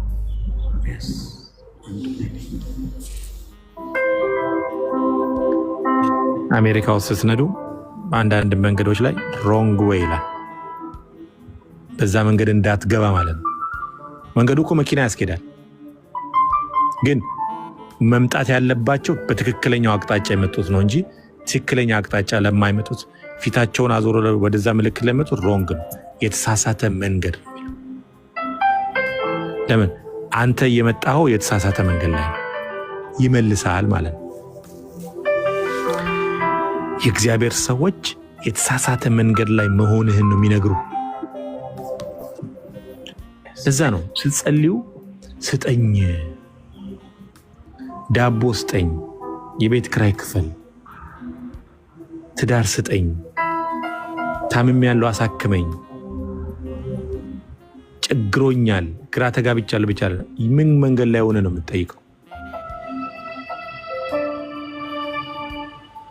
አንዳንድ ሰው ምሳሌ አዲስ የቦሌ መንገድ ልጠቀመው አሁን ረስቼዋለሁ ወደታች በሚመጣው ላይ ወደ ላይ የነዳ እንዴ ሊገጩኝ ነው እንዴ ይላል ሊትገጨኝ ነው እንዴ እየጣላ ነው የሚሄዱ እንዴ መንገዱ እኮ የሱ አይደለም መንገዱ ወደታች ለሚመጡት ነው እሱ ወደ ላይ ነው እየሄዳል ፊቱን አዞሮባቸው ነው እየሄዳል በዛ መንገድ ላይ አክሲደንት መድረስ ግዴታ ነው ለምን ሮንግ ዌይ ላይ ነው ያለው እና እየተጣላ ነው የምትሄደው ስለዚህ ቅጣት ታገኛለህ ማለት ነው ህግ የሚያስፈጽመው መጥቶ ይቀጣል ለምን ተቀጣው እንዴት ትቀጣኛለህ አትለም ለምን መጀመሪያ ትክክለኛው መንገድ ላይ ገባ በሰላም ለመሄድ ምን መንገድ ላይ ነው ያለነው የት ጋር ነው ያለነው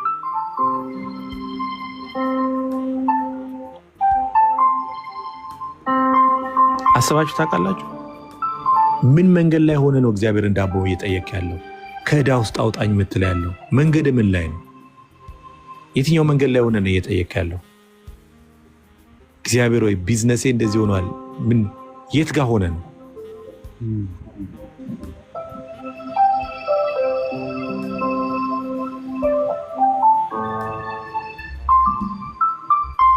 አንዳንድ ጊዜ እኛ ሀገር ዲሽ ይተክላሉ ሰዎች። አንተ የፈለግከው የአውሮፓ ቻናል ሊሆን ይችላል። አዙሮ ግን የአረብ ሰዓት ላይ አድርጎልህ ሄዳል። ዲሽ ሰራተኛ ሪሞትን አንስተ የአውሮፓ ነው ብለህ ስትፈልግ ብትውል አታገኙ። ለምን? ሳተላይቱ የዞረው አቅጣጫው የዞረው የአረብ ሰዓት ላይ ስለሆነ የአውሮፓውን ልታገኘው አትችልም። ኳስ ነው ማየት የፈለግከው የሚያሳይ ግን የአረብ ሀገሩን ምናምን። ስለዚህ ምንድነው ማድረግ ያለ? እንደገና ዲሽ ሰራተኛውን ደውለህ ጠራዋል። ምን የተሳሳተ አቅጣጫ ነው ያደረገው። ስለዚህ አስተካክለው። ለምን? ማየት የምፈልገው ይሄን አይደለም። ሜክሹር መሆን አለበት። ምን ላይ ነው ያለው? የትኛው አቅጣጫ ላይ ነው ያለሁት?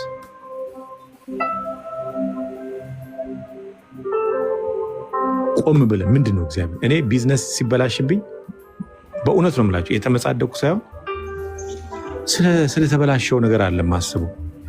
እግዚአብሔር ጋር የሆነ ነገር ስቻለሁ ነው የምለው። እግዚአብሔር ከአንተ ጋር የሆነ ነገር ተላልፍ ያለው ላለ ከዛ ከቤት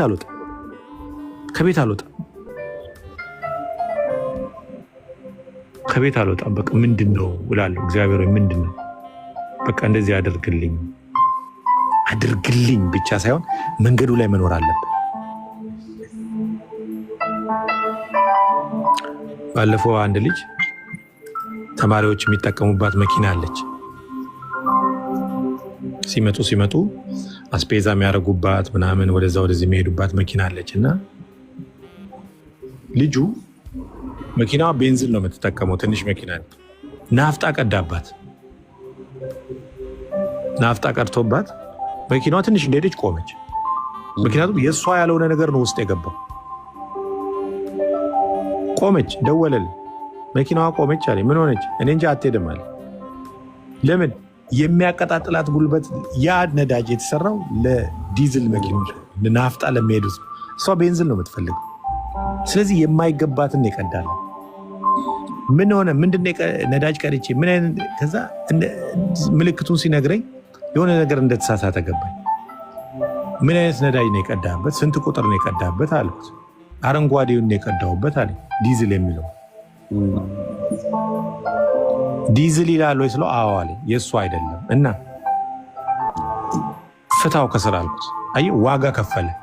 ምን አንደኛ ፈታና ነዳጁን እንዳለ አፈሰሰው። አየህ እዛ ውስጥ የከተተው ብር ፈሰሰ።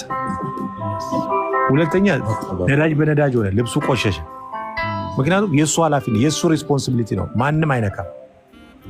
ነገርኩት እኔ። ፍታው፣ አፍስሰው፣ እንደገና ሂድና ነዳጅ ቀርተ ሌላ ጨምርበት አልኩት።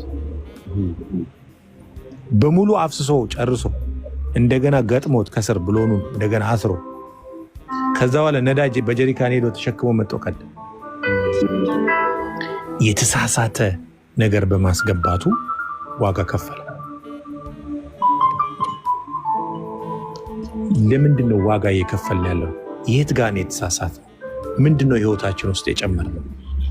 እግዚአብሔር የማይፈልገውን ነገር ጨምረናል። ምንድን ነው እግዚአብሔር ነገር የማይፈልገው ነገር? እኔን እንዳልቀጣጠል የሚያደርግ ያቺ መኪናዬ እንዳይቀጣጠል ያደረጋት ነገር የእሷ ያልሆነ ነገር ነው የገባው።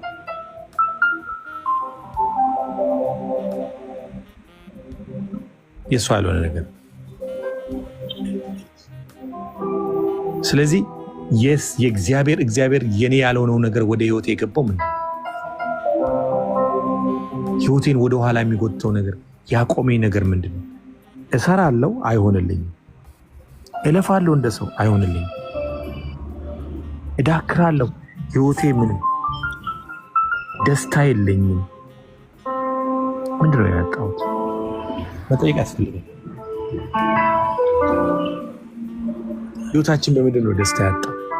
ምንድን ነው የሚያስለቅሰን? ምንድን ነው ትርጉም አልባ የሆነበት? ምንድን ነው እርካታ ያሳጣ? የቱ ጋር ነው የቆምነው?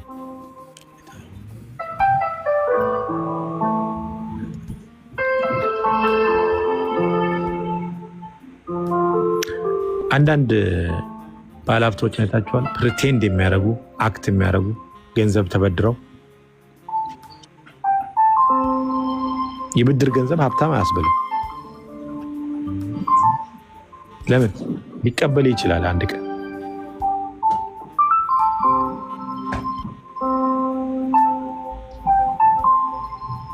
ያንተ አይደለም ማለት ነው። ሊቀበል ይችላል። አንዳንድ አገልጋዮች በተሰጣቸው ጸጋ ይመጻደቃሉ። እግዚአብሔር አለኝ ብለው በዛ ጸጋ ሊገዙ የሚፈልጉት ነገር ብዙ ነው። የነሱ ያለውን ነገር መውሰድ ይፈልጋሉ።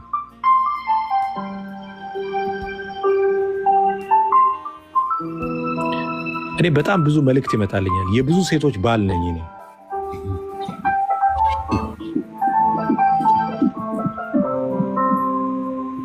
እውነቴን ነው የምላችሁ። በጣም ብዙ ሰዎች ባሌ ነህ ይላል እግዚአብሔር፣ ባሌ ነህ ይለኛል። እኔ እግዚአብሔር የሚናገረኝ ሰው ነኝ።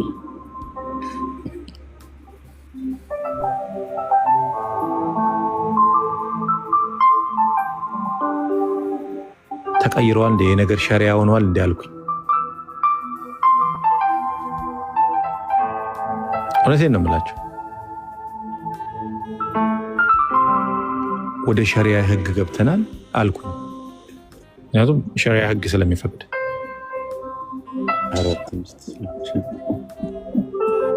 በጣም የብዙ ስለዚህ ከእሷ ጋር 9 ናቸው ማለት ነው። እና ነግራታለሁ ብዙ ጊዜ ስነግራት 9 ናቸው። 12 ሲሞሉ እንግዲህ በደርዘን ይዤ ዞራለሁ። ይሄ ማለት ሰለሞን ሆኛለሁ። ምን ልላችሁ ፈልጌ ነው፣ ሰለሞን ብዙ ሚስቶች ነበሩት እና ድምፅ ነው መጠበቀው። ሚስት ልጨምርልህ የሚለኝ የእግዚአብሔር ድምፅ ነው መጠበቀው ነው። ለዛ ነው ልክ የባንክ ቤት ገንዘብ ያንተ እንዳለው ነው ሁሉ አንድ ቀን ባንኩ ተቀብሎ ወደ ነበርክበት ስፍራ ሊመልስ እንደሚችለው ሁሉ የእግዚአብሔር ቃል መመጻደቂያና ለሚፈልጉት ምቾት ማከማቻ የሚያደርጉ ሰዎች አሉ። ለሚፈልጉት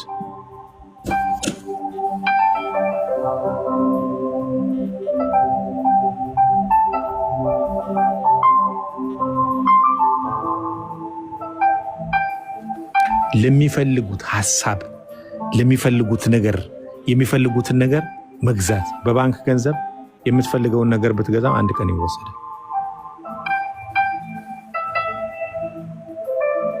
የሆነ ጊዜ ባለሀብት የነበሩ ምድራችን ለሚጠሩ አይታችኋል። አሁን የሌሉ የሉም። አሁን የት ሄዱ ሲባል ባንኩ ወሰደው መልሶ። አየህ፣ በባንክ ገንዘብ ፕሪቴንድ ማድረግ ትችላለህ። ያንተ አይደለም። እስከ ሰራበት ድረስ ነው የምትጠቀመው። ከዛስ ይሰበስበዋል። የእግዚአብሔር ጸጋም እንደዛ ነው። የእግዚአብሔርን ጸጋ ለራሳችሁ ሐሳብ ማስፈጸሚያ አታደርጉት። እግዚአብሔር እንዲህ ብሎኛል አይባልም።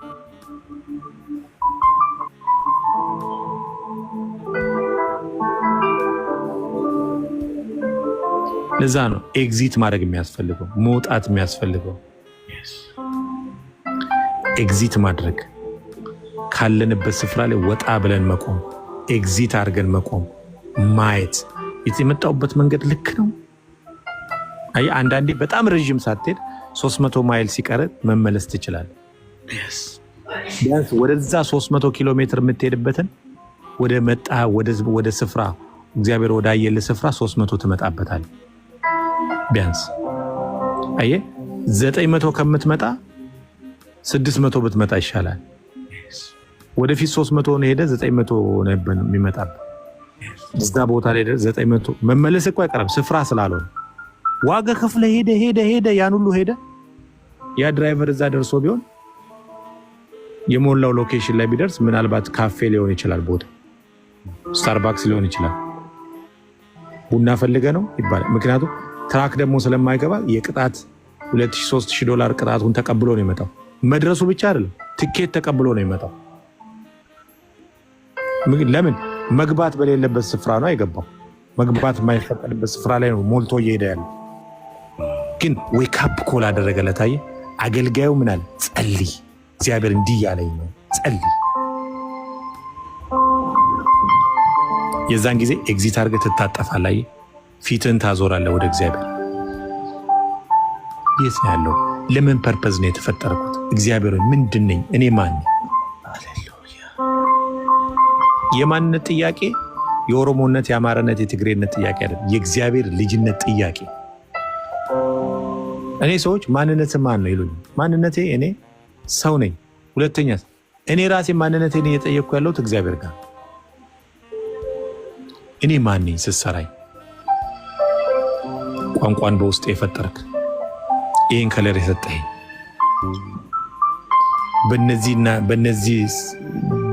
በነዚህ ቤተሰቦች መካከል እንድፈጠር ያደረከኝ፣ በዚች ምድር ላይ እንድሰራ ያደረከኝ እኔ ማን ነኝ? ለምን ዓላማ ነው የተፈጠርኩት? ምንድነው ዓላማ? ምንድነው የምሰራው እዚህ ምድር ላይ?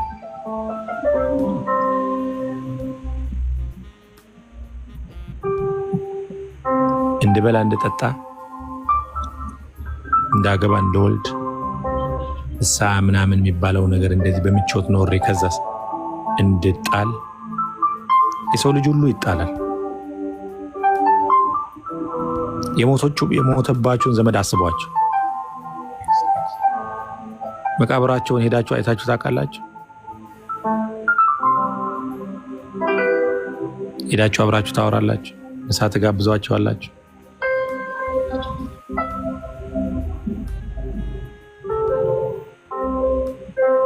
አሁን እጅ ላይ ያዝከው ሁሉ ነገ አንተ ሳትኖር ስትቀር የሌላ ሰው ነው። ድንገር የሌላ ሰው ያለፈበት ሰው መጥቶ ይቀመጥበታል። የሚጣፋ የሚጣል ማንነት ነው ያለን።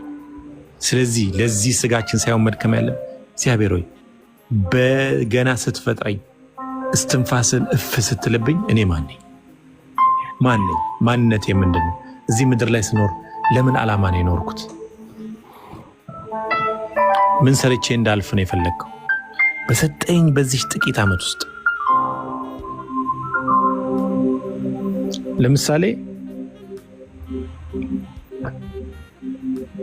ለአንዳንዶቻችሁ ጋር እየነጋ ነው አይደል? ኢትዮጵያ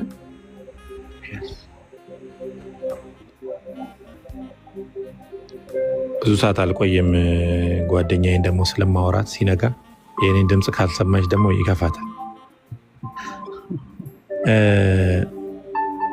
እንደወጣች ግድ ሞርኒንግ፣ እንደተነሳች ግድ ሞርኒንግ ትፈልጋለች።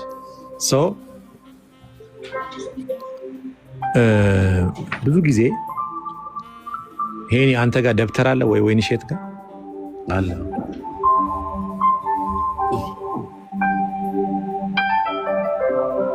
እስቲ ግለጭው እና ዝም ብለሽ አንድ የተጻፈበትን አንድ ያልተጻፈበትን አሳይ። እሺ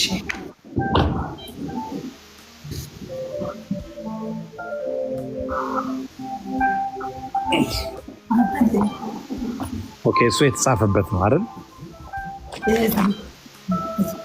የተጻፈበትን አሳይኝ።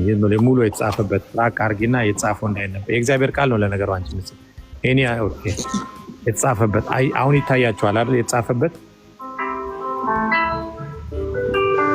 አሁን የተጻፈበት ይታያል። ብዙ ነገር ተጽፎበታል እዛ ላይ ሁላችሁም እያያችሁ ነው። ሁሉም ብዙ ነገር ተጽፎበት። ከዛ ያልተጻፈበትን አሳይ። ባዶ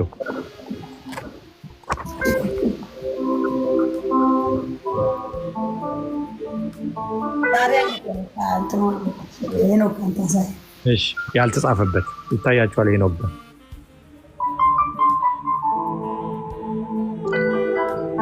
የተጻፈበት። ወይንሸት ጋር ያየነው የተጻፈበት እስካሁኗ ድረስ የኖርናት ህይወት ነች።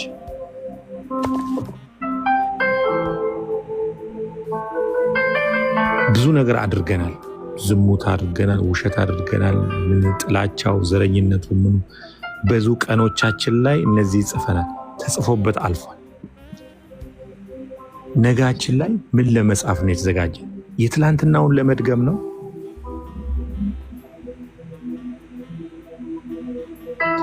ምንድን ነው የምትጽፉት? ምን ለመጻፍ ነው? አሁን ሲነጋ ምንድን ነው የምትጽፉት? ቀናችሁ ላይ ምንድን ነው የምትጽፉት? መንገዳችሁ ላይ ምንድን ነው የምትጽፉት? ህይወታችሁ ላይ ምንድን ነው የምትጽፉት? ምን ለመጻፍ ተዘጋጅታችሁ? የትላንትናውን ለመድገም፣ የትላንትናውን ውሸት፣ የትላንትናውን ዝሙት፣ የትላንትናውን እግዚአብሔር የማይደሰትባቸው የሚጸየፍባቸው ነገሮች ለመጻፍ ነው ቀናችሁን ያነሳችሁት ወይስ አዲስ ነገር ለመጻፍ? አዲስ ህይወት፣ አዲስ ማንነት። በእኛ ሀገር የተለመደው በአዲስ ዓመት ላይ ምን ዊሽ ታደርጋለህ ሲባል አዲስ ነገር በቃ ቁጥር ላይ ነው የሚመስለው። አይደለም። እያንዳንዱ ቀኖቻችንን ልንዋጃቸው ልንናጠቃቸው ግድ ይለናል።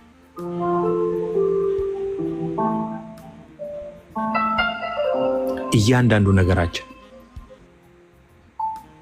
ምን ለመጻፍ ነው? የትላንቱ ዕዳ አብሮኝ እንዲመጣ፣ የትላንቱ ስካር፣ የትላንቱ ውሸት፣ የትላንቱ ለቅሶ፣ የትላንቱ ሐዘን፣ አሁንም ያንን ለመጻፍ ነው የተዘጋጀሁት? ምንድን ነው? አዲስ ማንነት። ለዛ ነው እግዚአብሔር ሆይ የሰጠኝ ቀን ይሄ ቀን አዲስ ቀን ነው።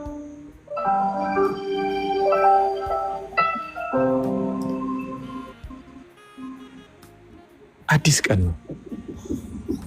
በዚህ አዲስ ቀን ላይ የትላንትናው ለቅሶ አብሮኝ እንዲመጣ አልፈልግም። የትላንትናው መከራዬ አብሮኝ እንዲቀጥል አልፈልግም። የትላንትናው በሽታዬ አብሮኝ እንዲቀጥል አልፈልግም። የትላንትናው የዘቀጠ የቆሸሸ የተበላሸ ነገር አብሮኝ እንዲቀጥል አልፈልግም። አዲስ ቀን እፈልጋለሁ። አዲስ ማንነት እፈልጋለሁ። ካንተ የሆነ አዲስ ነገር እንፈልጋለሁ። አዲስ ነገር፣ አዲስ ማንነት።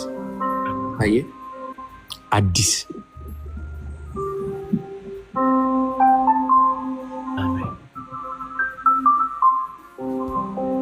አንዳንዴ ጽድት ብላችሁ ተጣጥባችሁ ሽቶ ተቀብታችሁ በጣም የሚያውድ ቁንጮ ሽቶ ተቀብታችሁ ፈገግታ ሆናችሁ ስትሄዱ ሰዎች ዋው ይላሉ። የሚጠይቋችሁ መጀመሪያ ሽቶ ምን አይነት ሽቶ ነው ይላሉ። ለምን? ያንን ሽቶ የራሳቸው ማድረግ ስለሚፈልጉ፣ እናንተ ላይ ያለውን ደስታ እነሱ ላይ እንዲጋባ ስለሚፈልጉ።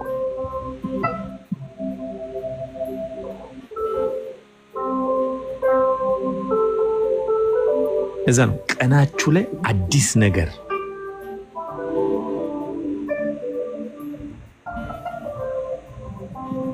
አዲስ መዓዛ፣ አዲስ የሚጣፍጥ ማንነት እግዚአብሔር ሆይ ስጠኝ በሉት። በገንዘብ አይደለም የሚመጣው ወይ በሆነ በሰዎች በሆነ ባለስልጣን በማወቅ ወይ አቅጣጫ በመቀየራል። አዲስ ማንነት ሲመጣ አዳዲስ ነገር ይዞ ይመጣል በህይወታችሁ። አዳዲስ ነገር።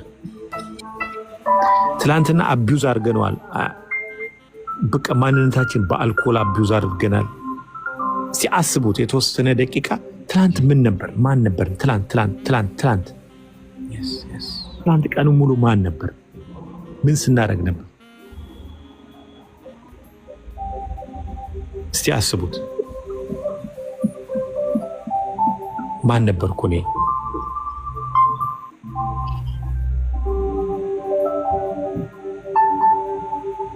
እኔ ማን ነበር?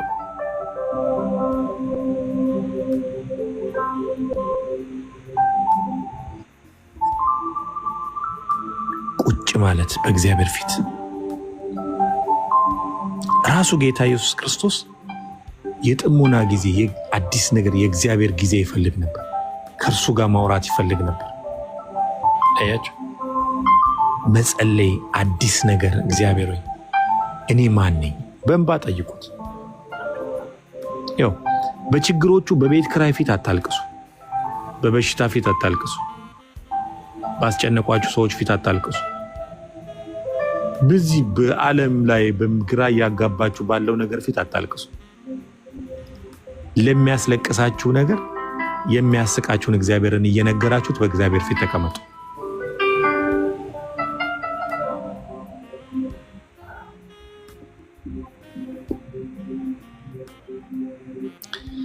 የሚያስቃችሁን እግዚአብሔርን እያስለቀሳችሁ ባለው ነገር ፊት ለሱ ነገር አታልቅሱ። አየ፣ ያ ነገር ስታለቅስለት አሸንፈዋል ማለት ነው። ተሸነፈለታል ማለት ለእግዚአብሔር ተሸነፍለት። ለእግዚአብሔር የሚሸነፍ ልብ ሲኖር አሸናፊ ነው የምትሆነው።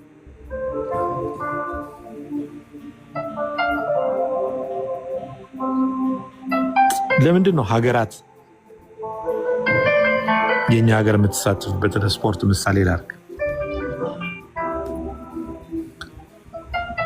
የሩጫ ላይ ሀገራት ወክለው ያሸንፍልኛል ብለው ሯጩን ከፊት ያሰልፉት። ለምን? በድካም ፊት አላለቀሰም። ለማሸነፍ ብዙ ሊያሸንፉት የሚችሉትን ነገሮች እያሸነፈ ስለመጣ ነው። በጣም ብዙ ውጣ ውረዶችን ስላለፈው። ስለዚህ እዛ ቦታ ላይ ሲደርስ ያቺ ሀገርን የሚያህል ነገር ያሸንፍልኛል ብላ ከፊት ታስቀምጠዋለች። እግዚአብሔር እንደዛ አይነት ሰው ይፈልጋል። ያው የሚል እንደ ኢዮብ ያው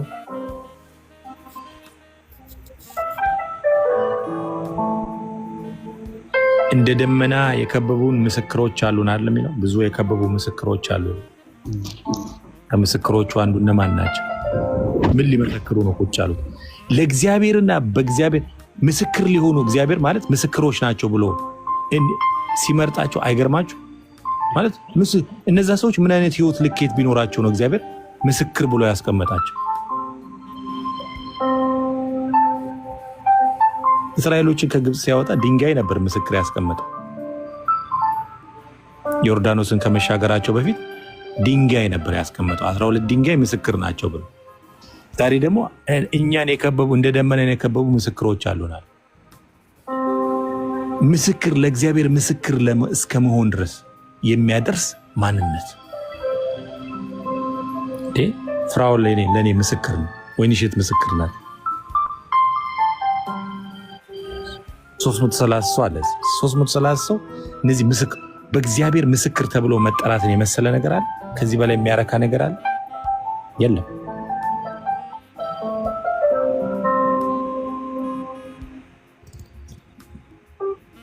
አንድ ጊዜ የሆነ ቦታ ቁጭ ብዬ እንደነገርኳችሁ ነው የእግዚአብሔር ሰዎች እንደውም አሁን ሶሻል ሚዲያ ላይ በጣም ብዙ የቀለሉ በጣም እግዚአብሔርን የተዳፈሩ ሰዎች ከመጡ በኋላ ነው እንጂ በፊት እኔ ተገርሜ ነው ማያቸው። ይሄ የእግዚአብሔር አገልጋይ ነው ሲባል ስፔሻሊ መልእክት ምናምን የሚያመጣ ከሆነ ተገርሜ ነው ማየው። አቤት እላለሁ። እንዴት ነው የሚያወራው ምናምን እላለሁ። ከዛ አንድ ቀን ሬስቶራንት ቁጭ ብያለሁ እና 2 አገልጋዮች ቁጭ ብለዋል እና ሰላም ቢያ ጎንበስ ምናምን ሰላም ብያቸው ቁጭ አልኩ። ታድለው እላለሁ።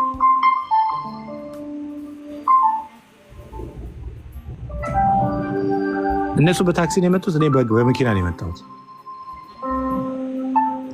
ግን እነሱን ሳያቸው እኔ እቀናለሁ። ማለት የሚያወሩት ማንን ስለሆነ እግዚአብሔርን። ከዛስ አጋጣሚ ኳስ እየታየን፣ እኔ ደግሞ ኳስ አልወድም በተፈጥሮዬ። ኳስ እንደው ሲያወሩ አርሴናል ምናምን ሲሉ ሰማለሁ፣ ምናምን ማንቸስተር ሲሉ ሰማለሁ እንጂ ማን እንደሆኑም አይቻቸው አላውቅም። አሁን ይሄ የትኛውን አርሴናል ብትለኝ፣ የትኛውን የአርሴናል ተጫዋች ምናምን ብትለኝ አለ እኔ እውነት ማቀው 2 ተጫዋች ነው 3 ተጫዋች ነው ማቀው። መባፔ ነው ምናምን የሚባለው ክርስቲያኖ ሮናልዶ እና ሜሲ። ሌሎቹን አላውቃቸው እና እንትናን አውቀዋለሁ። ማን አንድ አለ ከእንትና ጋር የሚጫወት እሱ፣ አንድ አለ የሆነ ደግሞ ብራዚላዊ ኔይማር ነው የሚባለው። በቃ እነዚህን ነው ማቀው። በእግዚአብሔር ፊት አላውቅም። የትኛው ክለብ ይጫወቱ፣ ለምን ይጫወቱ፣ ማን የት ውስጥ ነው ያሉ ብትለኝ አላውቃቸው። ከዛ ኳስ የተጫወቱ ጎል ገባ አንደኛው ክለብ ላይ ይመስለኛል። በጣም ተበሳጨ። አንደኛው አገልጋይ በጣም ተበሳጨ። ጠረጴዛውን መታ ምናምን። ከዛ እንዲህ አልኩ፣ ይናደዳሉ እንዲህ አልኩ። እኔ እነሱን ነው የማየው። ገብቷል። እኔ እነሱ ቁጭ ብዬ ምግብ እየበላው በእነሱ በቃ እግዚአብሔርን የሚያወሩት ሰዎች ምን አይነት ማለት ምን ይፈልጋሉ አሁን እነዚህ ይላሉ። አስበዋል።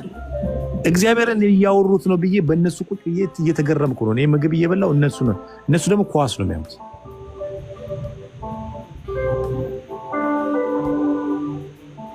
ከዛ እንዲህ ኳስታ ያላችሁ እንዴ አልኩኝ። ሄጄ ማለት አሉ እናንተ አገልጋይ አይደላችሁም እንዴ? አዎ አሉ። እና ኳስ አይጣችሁ ትናደዳላችሁ እንዴ ምናምን አሉ። ሰው ነን እኮ ስጋ ለባሽ ምን ማለት ነው አሉ። አይኔ በጣም እግዚአብሔርን የምታወሩት እናንተ ከእግዚአብሔር ጋር እያወራችሁ ስትሄዱ የምታወሩት፣ ስተኙ፣ ስትበሉ፣ ስትጠጡ ሁሉ ነገር ላይ የምታወሩት ሰዎች ምን ጊዜ ኖሯችሁ ነው ይሄ ነገር ያስደነቃችሁ አልኩ።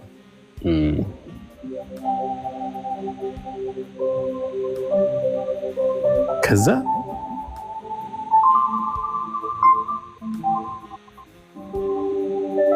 ሰው ነን እኮ አለኝ። ከዛ አንድ ትምህርት ውስጥ ለካ ይናደዳሉ ማለት ይሄ የዚህ ዓለም ነገር ለካ እንትን ይስባቸዋል ማለት ነው። ከዛ እግዚአብሔር እኔም ብታወራኝ አልኩት መኪና ውስጥ ገብቼ እኔም ብታወራኝ ግን እኔ እንደዚህ አንተን ብቻ ሳወራ ሙሉ ይመስለኛል ማለት ፍላጎት ምንድን ነው ምሎ ይመስለኛል እላለሁ። ምንድነው ፍላጎት? ምንድነው የምትፈልገው? ማለት ከእግዚአብሔር ጋር እያወሩ መዋልን የመሰለ ነገር አለ ከአርሴናል ጋር ከመዋል?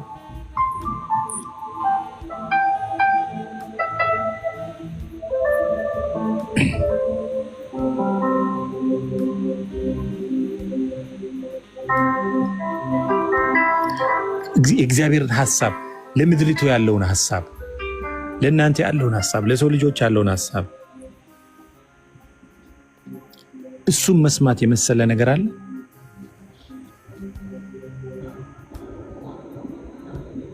እግዚአብሔር ብቻውን በቂ ነው። ያለ ዘመድ፣ ያለ ገንዘብ፣ ያለ እውቀት፣ ያለ ምንም፣ ያለ መንግስት፣ ያለ ምን ብቻውን እግዚአብሔር ያኖራል።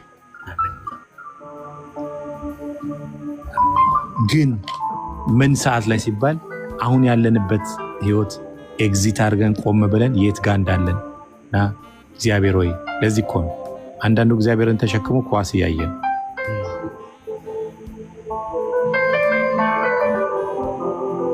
መንፈስ የሚለው ሌላ፣ እሱ ያለበት ሌላ።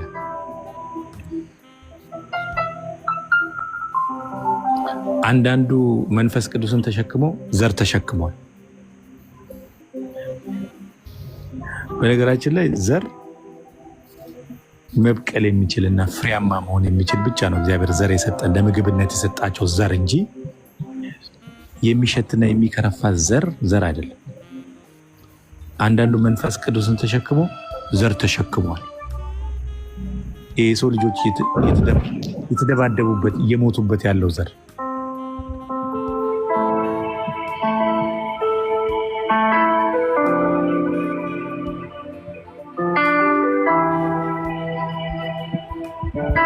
አንዳንዱ የእግዚአብሔር መንፈስ ተሸክመው ገንዘብ ላይ ነው ያለው። አንድ ጊዜ አቡዳቢ ቸርች ቁጭ ብለናል።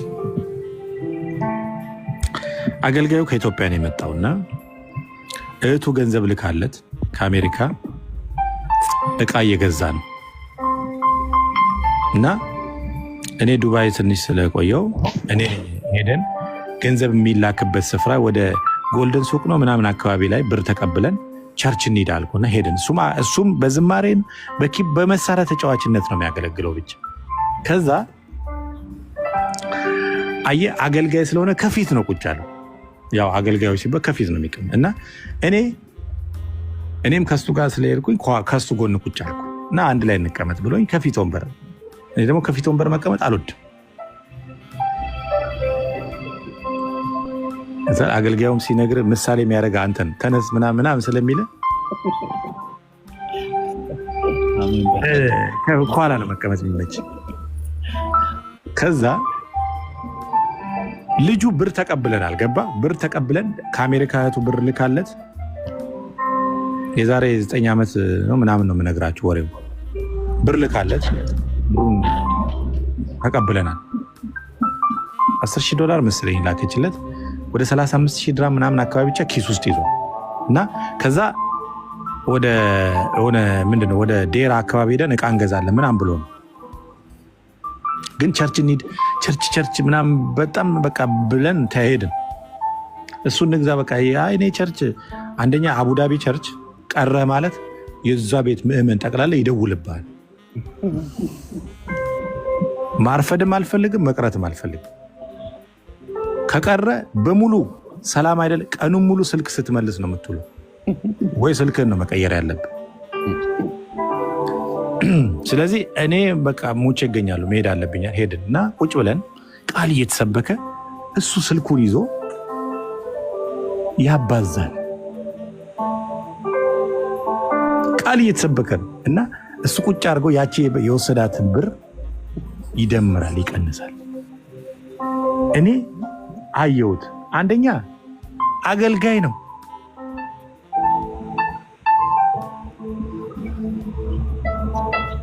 እኔ እኮ አገልጋይ ነው ተብዬ አብረው ሄድና እንትን በል ተብዬ እኮ በቸርች ነው የሄድኩት።